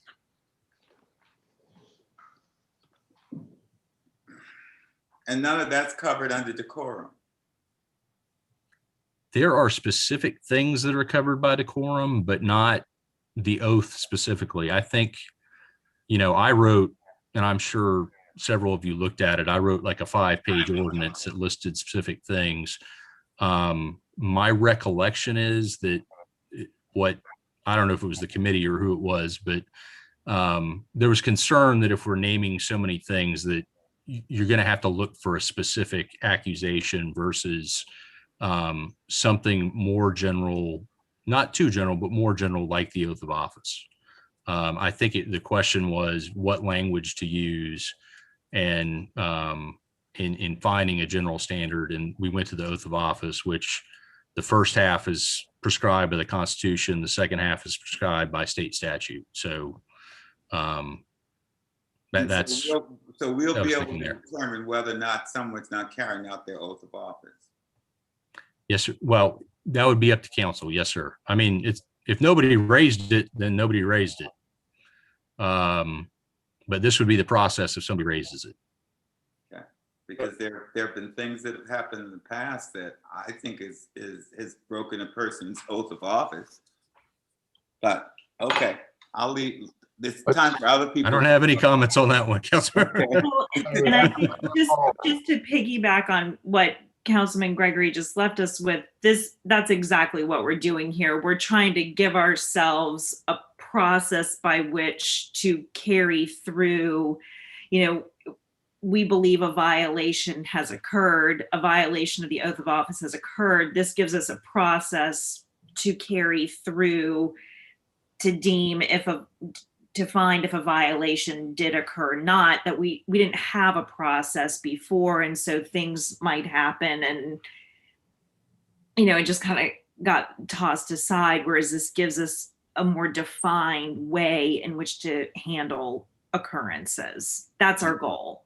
Now we may need, y'all may find we need to tweak the language some in order to make that happen better. But I think that's our intention here, is to make something that's even across the board, that everybody is held accountable to. Right. Councilmember Mitchell and then Jackson. I just want to ask a quick question, Chip. We are governed under home rules. Under home rules, have they checked to see exactly what's under home rules, that what could be done so far as that's concerned? Because also, as being elected official, it's a little different than being appointed office. So that's why, because home rules already set the governor would be, that we have to fall under.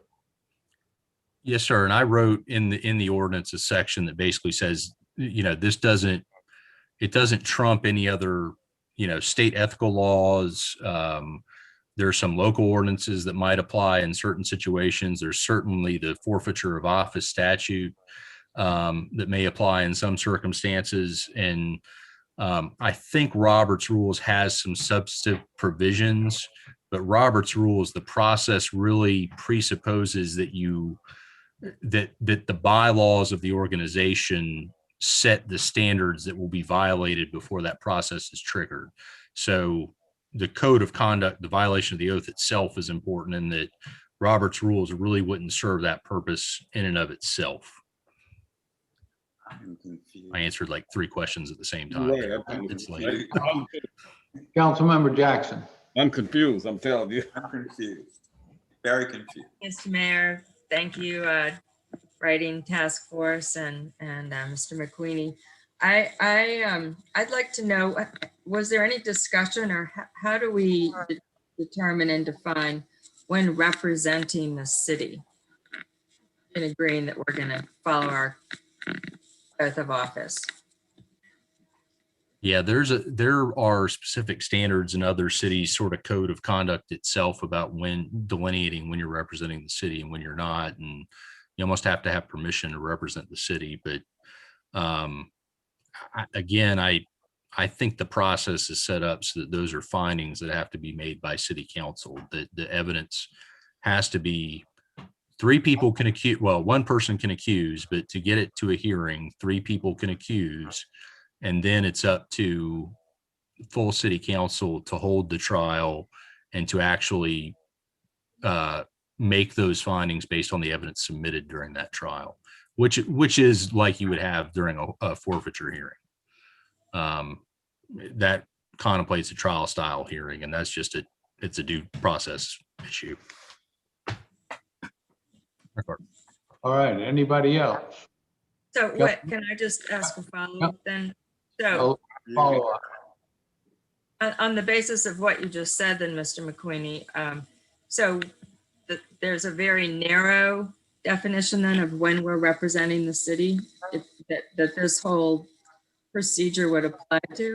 I'm not really getting. Yeah, I mean, I think it sort of depends on the circumstances, really. I mean, there's a decent argument that a city council person, I mean, I rarely see a city council member, I guess, appear and it not be represented that they're appearing as a city council member. And I don't want to say that that's always the case, but that because there's certainly other organizations you belong to, but it's really about making that representation that you're appearing in that capacity as a representative, not just of the city, but as a council member wearing your council member hat. And that's just, I mean, that's just hard to deal with in any situation when you're talking about scope of, you know, which hat you're wearing is what I call it when you're acting.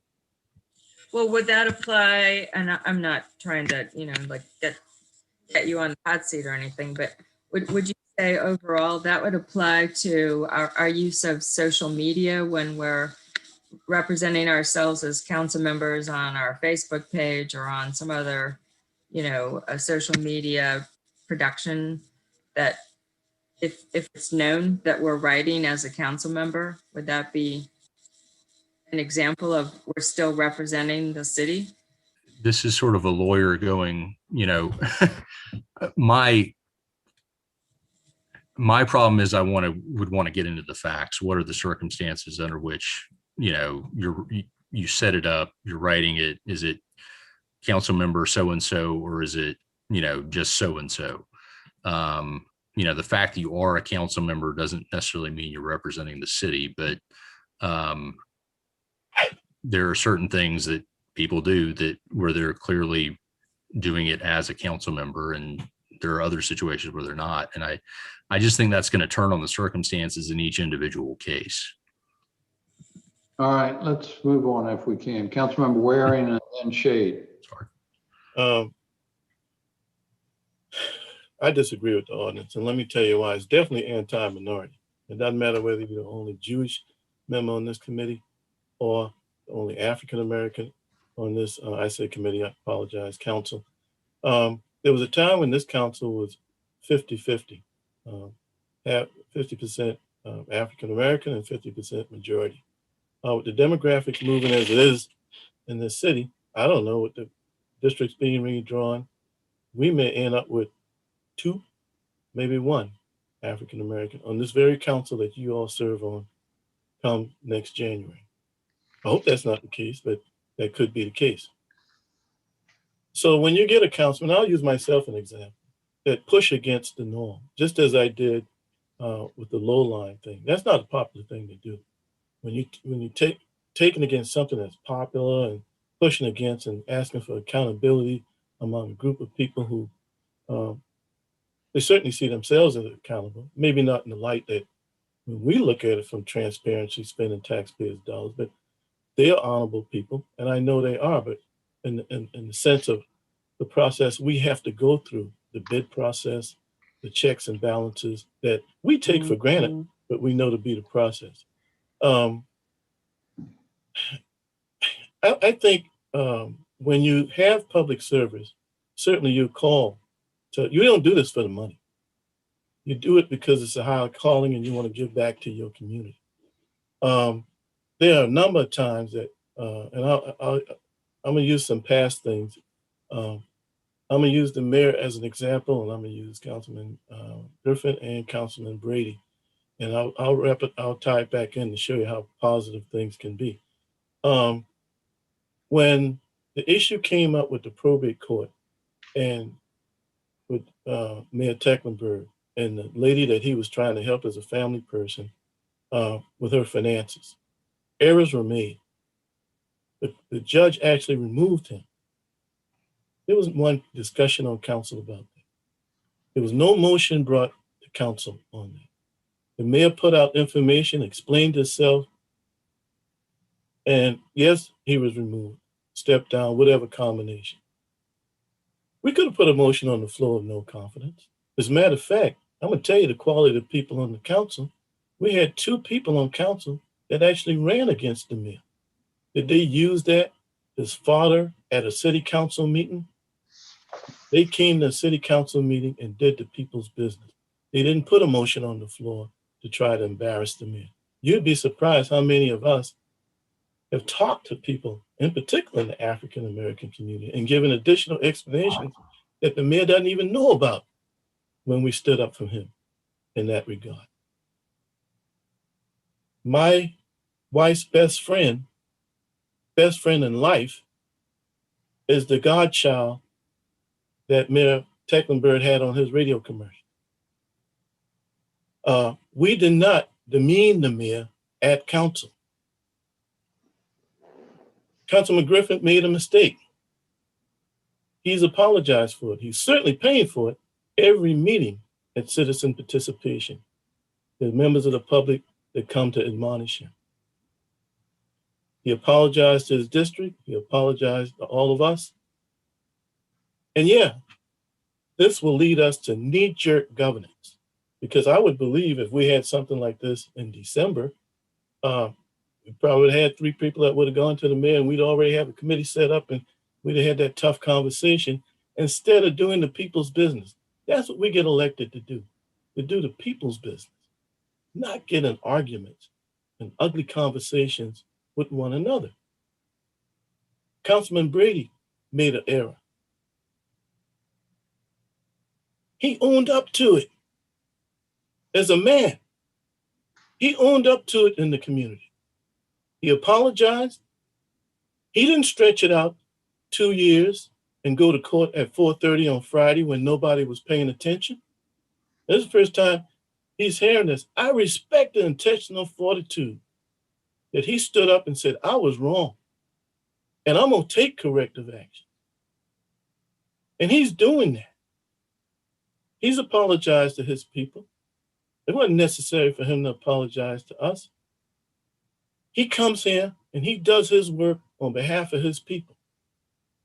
We didn't besmirch him.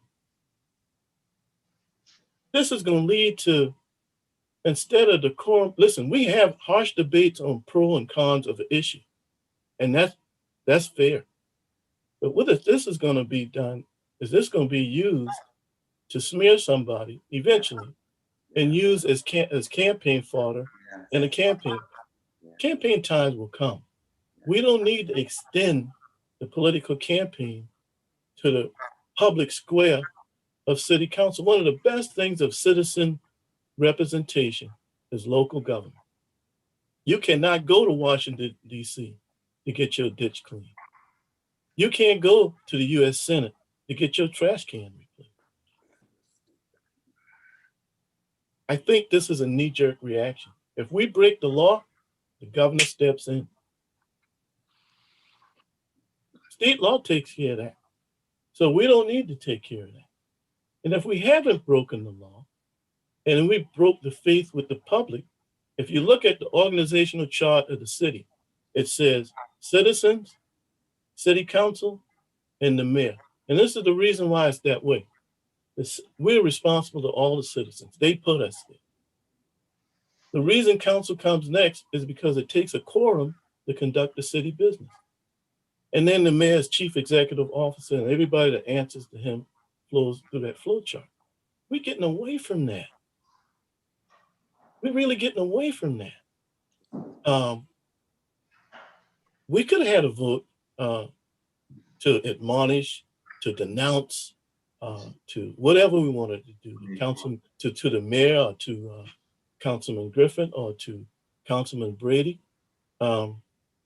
But you know what? At the end of the day, none of us own these seats. These seats belong to the people, and we get a performance review every 4 years.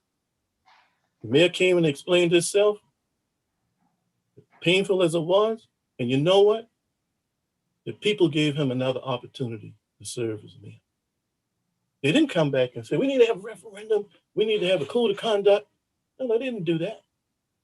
And you know what? We didn't do that. We've been a city for 350 years. Through the Middle Passage, slavery, Jim Crow, the Civil Rights Movement, and here we are today. And we didn't have that code of conduct. We operated by the Robert Rules of Order. Councilman Mitchell mentioned home rule and certainly state law. I think we've done quite fine in those 350 years. I just think this is going to be used as campaign fodder. I think we ought to be better than that. Councilman Shayed, you've heard me say that, and sometimes we kind of play tennis back and forth. We're the #1 city in the state of South Carolina for a reason, because we've had continuity from one form or another for 350 years. We're leading right now in the creation of affordable housing because of that continuity. And as far as white supremacy, and I know there are others listening out there that certainly will bombard me on that. When it comes to affordable housing and that almost $200 million that we didn't talk about, by the way, that was above the fold in the Sunday's paper, showing all those nice developments, we voted, it wasn't a dissension on that. It was unanimous, okay? These drainage projects have been unanimous. When it comes to doing the work for the people, we've done things primarily in unanimous ways. Yeah, there are exceptions here and there. But when people show intestinal fortitude to own up with a mistake, learn from that mistake and move forward. Again, I use the mayor, I use Councilman Griffin, I use Councilman Grady for his intestinal fortitude. I've certainly made mistakes, and I will make mistakes in the future. I certainly hope the people who serve, who've been given the privilege to serve, will take the higher level, will take the broad aspect of it, and not take knee-jerk reactions. We pray at every meeting. Thank you, Councilmember Waring. Appreciate it. Well, Mr. Mayor, I mean, it may pass, but I'm not sure. I think it's the wrong step. Understood. Councilmember Shade, and then Appel. Thank you, Mr. Mayor, members of council, and Madam Clerk. Many years ago, one of my dear father's closest friends, who's non-Catholic, came up to my father and said, "You know what, Albert? Catholics cheat." My father got very upset with that comment. He said, "You Catholics have got this thing called a confessional, that you get to go in, see a priest, come out clean." And that's true. A lot of religions have something similar to that, that we make mistakes. We can be absolved of those mistakes by asking for forgiveness. And it's a beautiful sacrament that us practicing Catholics have available to us. Unfortunately, the code of civility in this country, in this state, and in our community has eroded. I've been a practicing lawyer for almost 40 years. And I can tell you that the institutions of our judicial branch have encouraged, promoted, and policed ourselves to ensure that we act in a way that's civil. Whenever I appear in front of the Fourth Circuit Court of Appeals in Richmond, Virginia, you present yourself in oral argument. The judges of the Court of Appeals comes down off their bench and shake our hands. They come down off of their perch to tell us folks who are presented in front of them on a heated debate to shake our hands. That's done on a purpose to remind ourselves that in spite of our heated arguments and our heated debate, and while we take polarizing positions, at the end of the day, we are a civilized society. Unfortunately, that has eroded. And I'm not trying to single out any particular act or individual or anything of that nature. It is a national problem. It is a local problem. Our citizens, as this Councilmember Waring has accurately pointed out, we have a performance review every 4 years. But once I take the oath of office, I am never not a member of City Council until my term of office expires. I am a member of City Council 24 hours a day, 7 days a week. I have to now govern myself. I now have to police myself. I now need to have to act in a certain way that represents the city of Charleston and my constituents and my community 24 hours a day, 7 days a week. I am never off that clock. Police officers and firefighters are never off that clock. Members of our staff are really never off that clock either. Because when we act in a way that can be construed as inappropriate, we are always representing the city. Always. And if we act outside of that boundary, then we are called to be accountable for that. We are civic leaders. We are community leaders. And our constituents, our community demands that we act in a certain way. And when we go outside of that, they demand that we try to police ourselves and correct that action. I don't want this code of conduct to be used as a sword. I want it to be used as a shield. For us to be able to understand that we have a higher calling and a higher responsibility to conduct ourselves in a particular manner. And if we can't do that, then we have forfeited our trust among our community and our trust among our colleagues. We have every right among ourselves to disagree on issues. And we do that, quite frankly. And I think we do that quite well. But we don't have to be disagreeable in the process of doing that.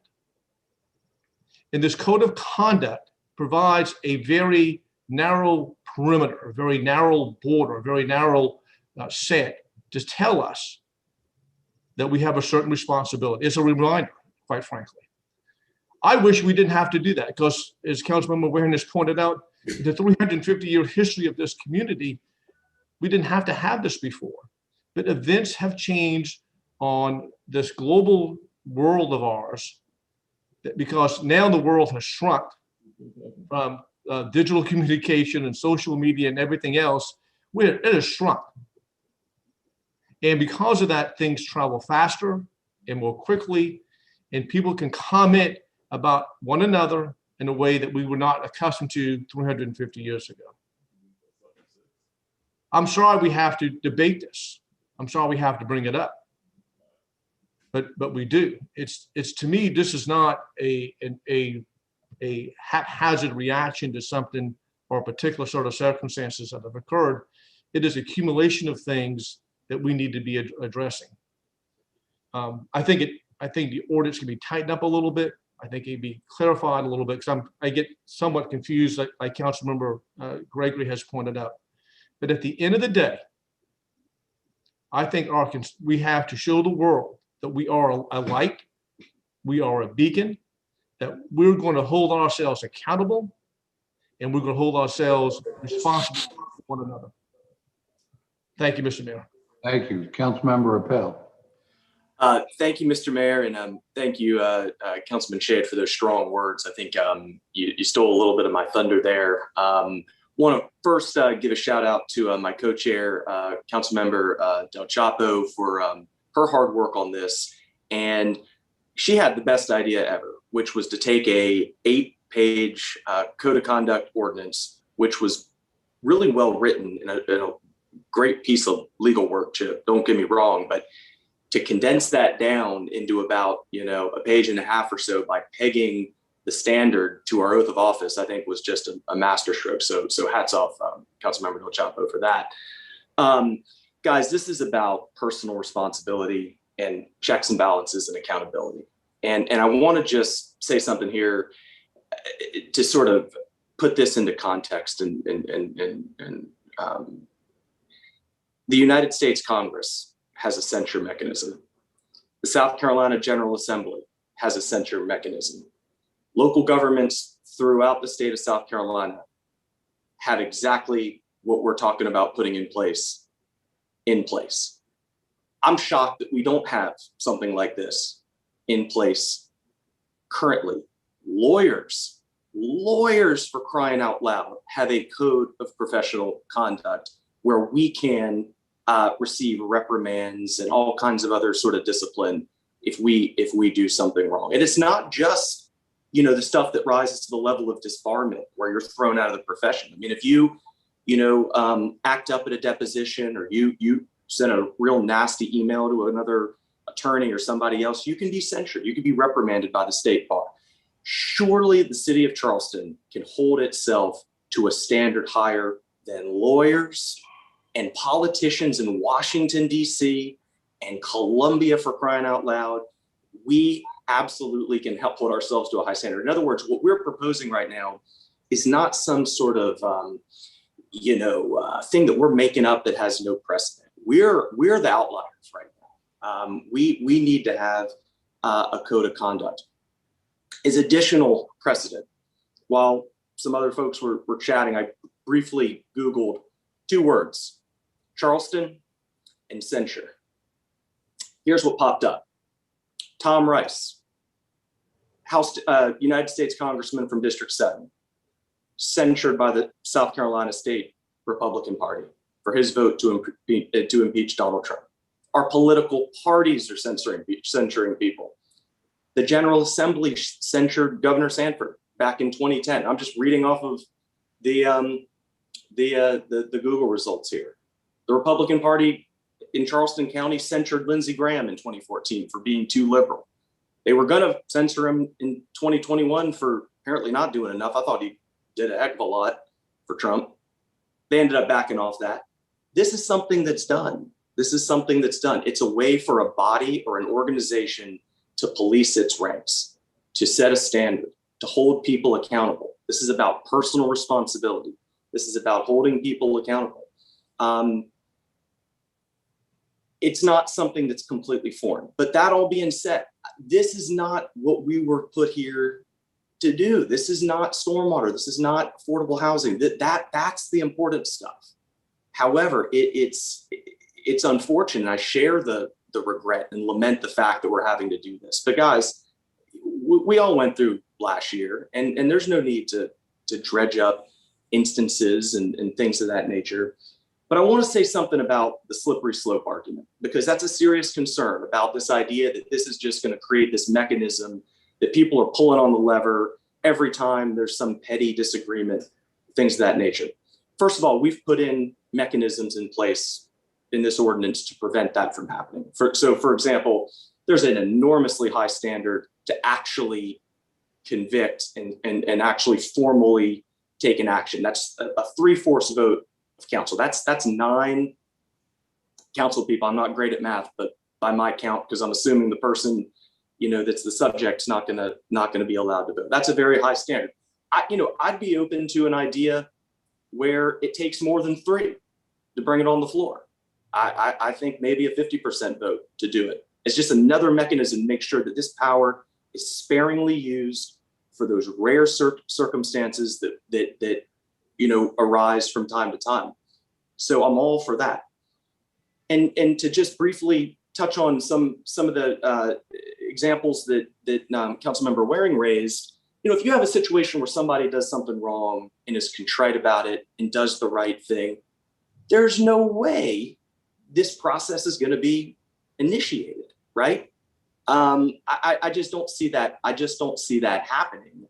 Frankly, I think that, contrition in a situation, every case is going to be different, but would be sort of a mechanism to sort of take us off of this precipice. And here's the other thing. 2 more things, and I promise I'll stop. I know it's getting real late, but this is important. And a lot of our constituents are looking to see what we do here. It is not a consequence-free proposition to start taking shots at people on council or the mayor. I wasn't on council in 2018, 2019, but I was reading the paper about all these different controversies and things like that.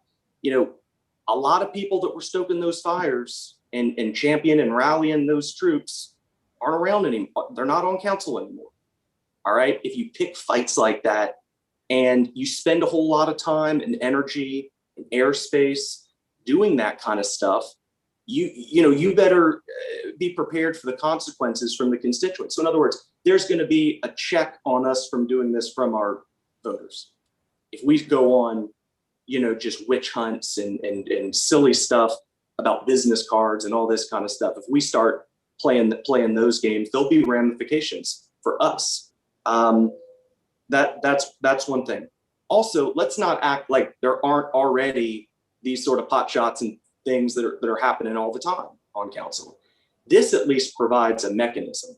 So in other words, if you really do feel like a line has been crossed, don't Facebook about it. Don't, do something else about it. Come forward with it if you think it's a genuine thing. In other words, this provides a channel for getting real with allegations of wrongdoing and things of that nature. In other words, it serves as sort of a disincentive for people just to pop off from the sidelines. If you want to come forward with something, this is an actual mechanism to do it and have to stand behind it and be held accountable for it. But listen, I mean, this is not the stuff that like gets me worked up and excited about code of conduct. I mean, I wish we could spend all of our time on the important issues, but I think this is an important thing to have. It's within the norms. It's well within our authority to do this. This isn't about silencing and canceling people. Everybody can do and say what they please. It's just that this provides a mechanism for taking action if lines are crossed, and not just crossed, but I think that the way that this is set up, it will really have to be an extraordinary circumstance for this whole machinery to be put into motion. So I think the process can be improved. I'm going to vote to give it first reading tonight, but welcome all feedback on ways we can make this a better process. Thanks. Thank you. Councilmember Jackson, and then let's call the question. Thank you. I'm very in awe of the eloquence of my colleagues in speaking about this. I totally agree with Councilmember Shade that we are who we are as council members 24/7. And I've always thought about this as an honor code.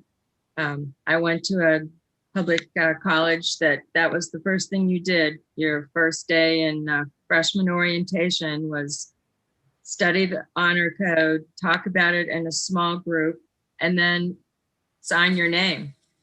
And it really, and then there's a council of your peers for when you violate your honor code. I think that's a very logical, I mean, most schools of any note have such a code. So that's the way I've approached this from day one. And I really think that we can give it first reading in its existing language, but I would like us to think seriously about taking off in the first section A, where it talks about how we were going to operate in accordance with our members' oath of office. I would like us to delete the words "when representing the city." It was hard for Mr. McQueenie, who's been thinking about this a lot over the last 2 months, to really explain how we would be defining that. I think that could be a stumbling stone. And I think if we agree with Councilmember Shade's reasoning that we are in office 24/7 for the 4 years that we are privileged to have been elected by our constituents, that we should not have any problem eliminating those words. Thanks. Mr. Mayor, please don't dismiss me. I'm sorry. I said, please don't dismiss me, but I'd like to just say this. I think this is a very slippery slope, guys, okay? We won't be here always, okay? What prompted this? What prompted the need for the city of Charleston to do a code of conduct? What prompted this? Let's just be honest with each other. I mean, why all of a sudden are we coming up with a need for a code of conduct? What prompted? Why now? What happened? I mean, if we're being serious and honest with each other, okay? What prompted it? So are we trying to get this for a specific person? What are we doing? No, I see you shaking your head, Councilmember Jackson, but the question needs to be raised and discussed. What prompted this after 350 years? Okay, what prompted this? I agree with everything with regard to our responsibility. I think we always represent the city, even when we think we're not. we are. So I just think this is a slippery slope, because right now, 3 of us can get together, okay, and make some allegations about someone, okay, and it gets out in the public, it's over for that person. I'm just saying we've got to be I'm not going to support this. This is a slippery slope, and I think it requires much more thought than has been placed in it. So you can call the question, Mayor. I think we're getting ready to go down a slippery slope. All it takes is 3. Thank you, sir. Councilmember Griffin. I'll answer your question, Councilmember Gregory, because I watched the meeting. I didn't participate, but I watched along. It's intended at me. There were several references to December 5th, a rally that I was invited to, that I put out a letter about, that I did not attend. You know, we've got several members on this council that actually marched in rallies on May 30th. And there was nothing was said about that, because it's a right to assemble. Now, I chose not to attend. And then when we had our next council meeting, I started off the meeting with an apology. In the meantime, I was removed from committees. I was removed off of nonprofit boards. The community at large has been harassing me in several ways since. But the fact of the matter is, none of you elected me to office, and I elected none of you to office. We have a code of conduct that is already in place, and that is that if we break the law, the governor can remove us. Otherwise, you know, we're elected by the people, And I am going to support this, because I took an oath of office the first day I was in office. And my oath was that I was going to protect my district through and through. I'm not perfect. Neither are any of you. But the only people that put me in this seat is my district, and they'll have every right to decide whether they want me to remain in it or not in November of this year. And I look forward to taking my oath of office again next January. So I'll support it because it's the will of council. I don't think we should go back and try to put me on trial, because I know that's what you want to do, Councilmember Jackson. You talked about it even in the ad hoc. You talked about how we needed a mechanism to remove me from office, but that's just not going to happen. The only person that can remove me from office is Governor McMaster. Otherwise, we can put me on trial, and that's fine. We can try to embarrass me. That's fine. You can remove me from committees. That's fine. But at the end of the day, the people that elected me is District 10, and they're going to be the ones who decide whether I want to remain or not. Thank you. Councilmember Mitchell. Yes, I'm going to be very quick, Mr. Mayor. I've been here for a while in city council, and I don't see no sense in it on this code of conduct, really. Ever since I've been on council, even under Mayor Riley, we know that the governor was there. We under home rules. We govern ourselves under home rules. We took an oath. And if we're going to take an oath, then we should abide by the oath. And that's to me, everyone should do that so far as their self-concern. I don't know what need to put anything on top of me telling me that I have to do this and that on council itself. We know that we represent the city. We always represent the city. I'm out there all the time. They call me when I'm on the corner talking to the drug dealers. So they might come up and say one day that I'm selling drugs too, because I'm on the corner with the drug dealers. But what I'm saying is that we had a code of conduct that we put in place when I was on a couple of years ago on council, when my good friend Councilman Mallett was there. So I don't know what happened to that code of conduct. That was a code of conduct so far as how you should act in council chambers. And that was put in place, and we voted on that, and that was put in place when that was there. So this code of conduct they're talking about now, it's just got me a little, it's wary. I just can't put my fingers and my hands around it right now. He's got me torn in pieces right now with that. And I don't think I can support it the way it is right now. I can't support it the way it is right now. I can't. Because ever since I've been on council, ever since 97, and I stayed on council a term, and I got off and came back on council in 2006.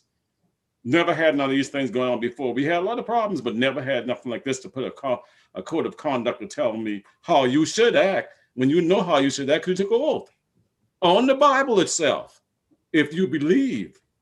And I believe that's the way I carry myself because I believe in what I did. So I don't have to have someone to tell me anymore because I know the governor is there. I know home rules is there. I'm governed under home rules. So I don't think I need to go anymore with that. That's just the way I feel about it right now. Thank you. Councilmember Dale Chapo, you had your hand up a minute ago. So I guess I don't want anybody to feel like, and this was certainly never my intention as I was leading this committee meeting. Obviously I'm not going to tell people what they can and cannot say, but my intention was never that this was directed at anyone specifically or about any specific circumstance. I think the way that I look at it is we took an oath of office, and you know what? Hey, in every profession out there, the vast majority of people are in it for the right reasons. But you know what? Sometimes you're going to have somebody with bad intentions. I mean, we see it in every profession. You see teachers who do bad things. You see lawyers who do bad things. You see priests who do bad things. There's politicians who do bad things. And so, yes, us sitting here, that means something when we took that oath. Being elected this office is the highest privilege ever of my life. But, this is for that crazy circumstance. And as I said, and as Councilman Shade said, this isn't a weapon. I don't want to use this as a way, and if it needs to be rewritten, that's fine. Bring some directive to us. And I'm open to that. I'm not married to how this is written. I know, Chip isn't either. None of us are. We're open to improvements and things that make it better. And hey, listen, and if it's cut the whole thing, that's okay too. It's all okay.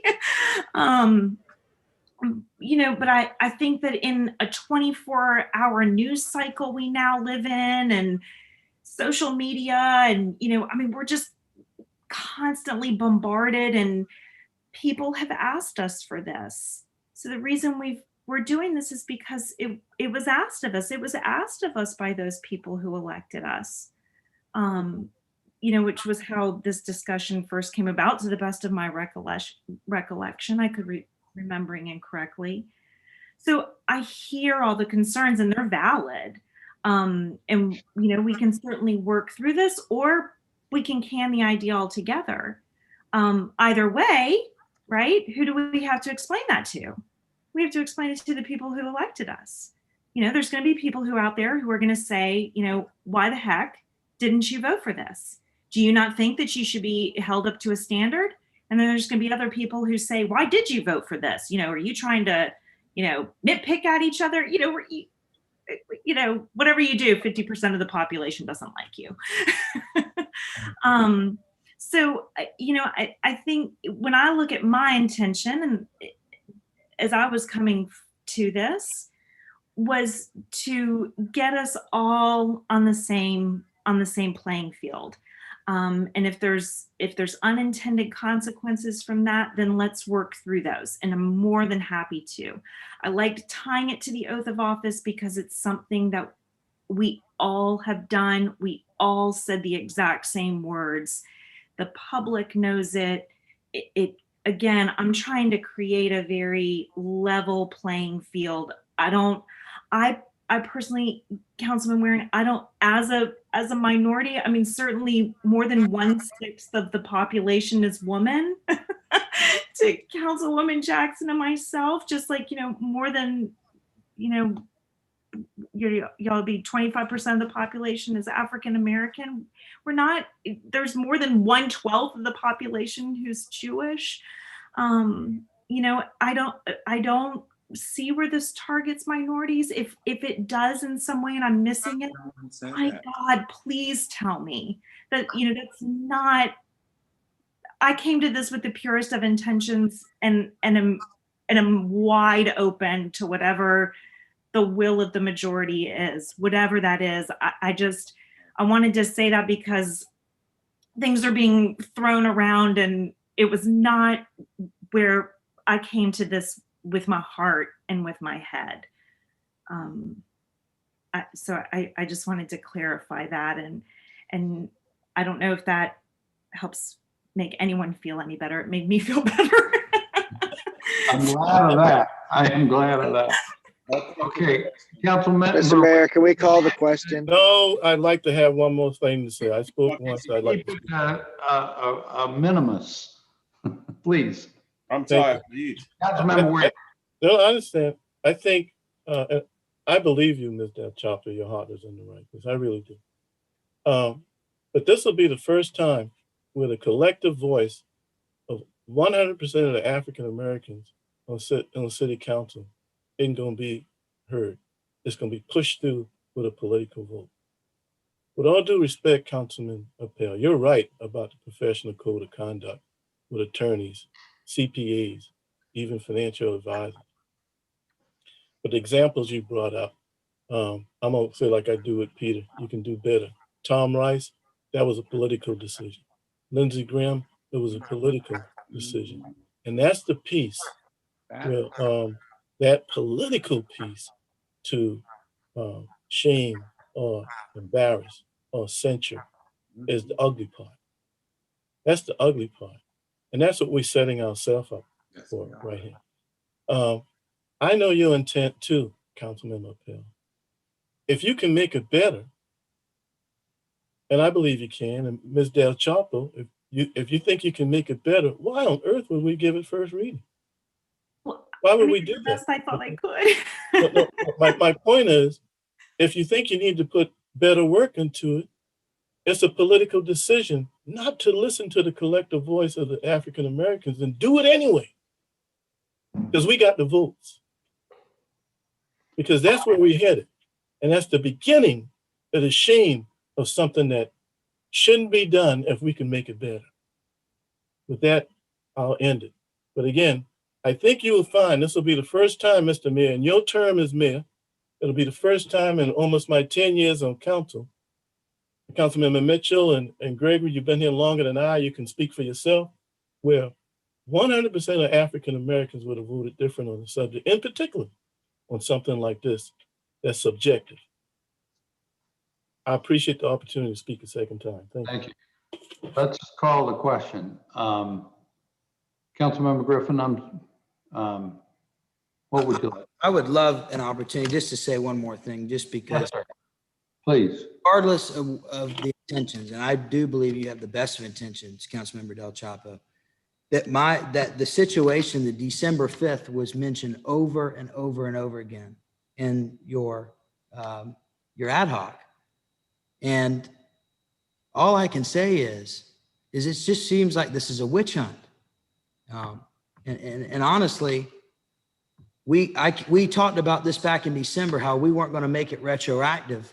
And yet all of that is not in there all of a sudden. I don't feel comfortable going to the mayor or Councilmember Jackson to voice my displeasure for something else. I don't feel comfortable around either one of them to go to them in private and do that. Number one, I don't have the kind of relationship with them that I feel like they will take what I said and reiterate that verbatim and make a proper decision. So I think that there's some serious flaws in this process. And whether or not we intend it to be political or not, the fact of the matter is we all have freedom of speech. Councilmember Jackson wants to go and look over my Facebook and see what I post on Facebook, because if she doesn't like what I see, she wants to bring it up to tattletale on me to try to get me censured at council. I mean, this is just ridiculous. We can't have this, man. I mean, it's a witch hunt, honestly. And I am so thankful that council members Mitchell, Waring, and Gregory are so level-minded on this. You know, Councilmember Jackson, you said to me, you know, maybe you need to start thinking what you put them through. Well, I've talked to them throughout this whole process time and time again, and I will do whatever it takes to earn their support. I'm focused on that. And I appreciate them being so level-headed on this tonight. Thanks. Thank you. All right, we have a motion on the floor to give first reading to this matter before us. Could I call the question? All in favor of the motion, please say aye. Aye. Aye. All opposed, nay. Nay. Nay. Can you do a roll call, Mayor, so we're sure? Call the roll. Call the roll. Councilwoman Del Chapo, Yes. Councilmember Shealy, Hey. Councilmember Saccharin, Yes. Councilmember Mitchell, Hey. Councilmember Brady, Aye. Councilmember Gregory, Nay. Councilmember Waring, Nay. Councilmember Seekings, Aye. Councilmember Shade, Yes. Councilmember Griffin, I'm going to abstain because I don't want to give a yes or no vote just in case I'm going on trial here. I need to get prepared. Councilmember Appel, Yes, but let's keep working on it. Councilwoman Jackson, Yes. Mayor Tecklenburg. Yes. Motion carries. Motion carries. We'll look forward to any amendments or suggestions y'all have before we come back to council. If y'all would send any suggestions, I think, to council members Del Chapo and Appel and Chip McQueenie, then we'll be happy to work on those. So thanks for hanging in there, everyone. We've had a long night, but a good one. And a lot of great discussion. So we'll see you in 2 weeks from tomorrow, if not sooner.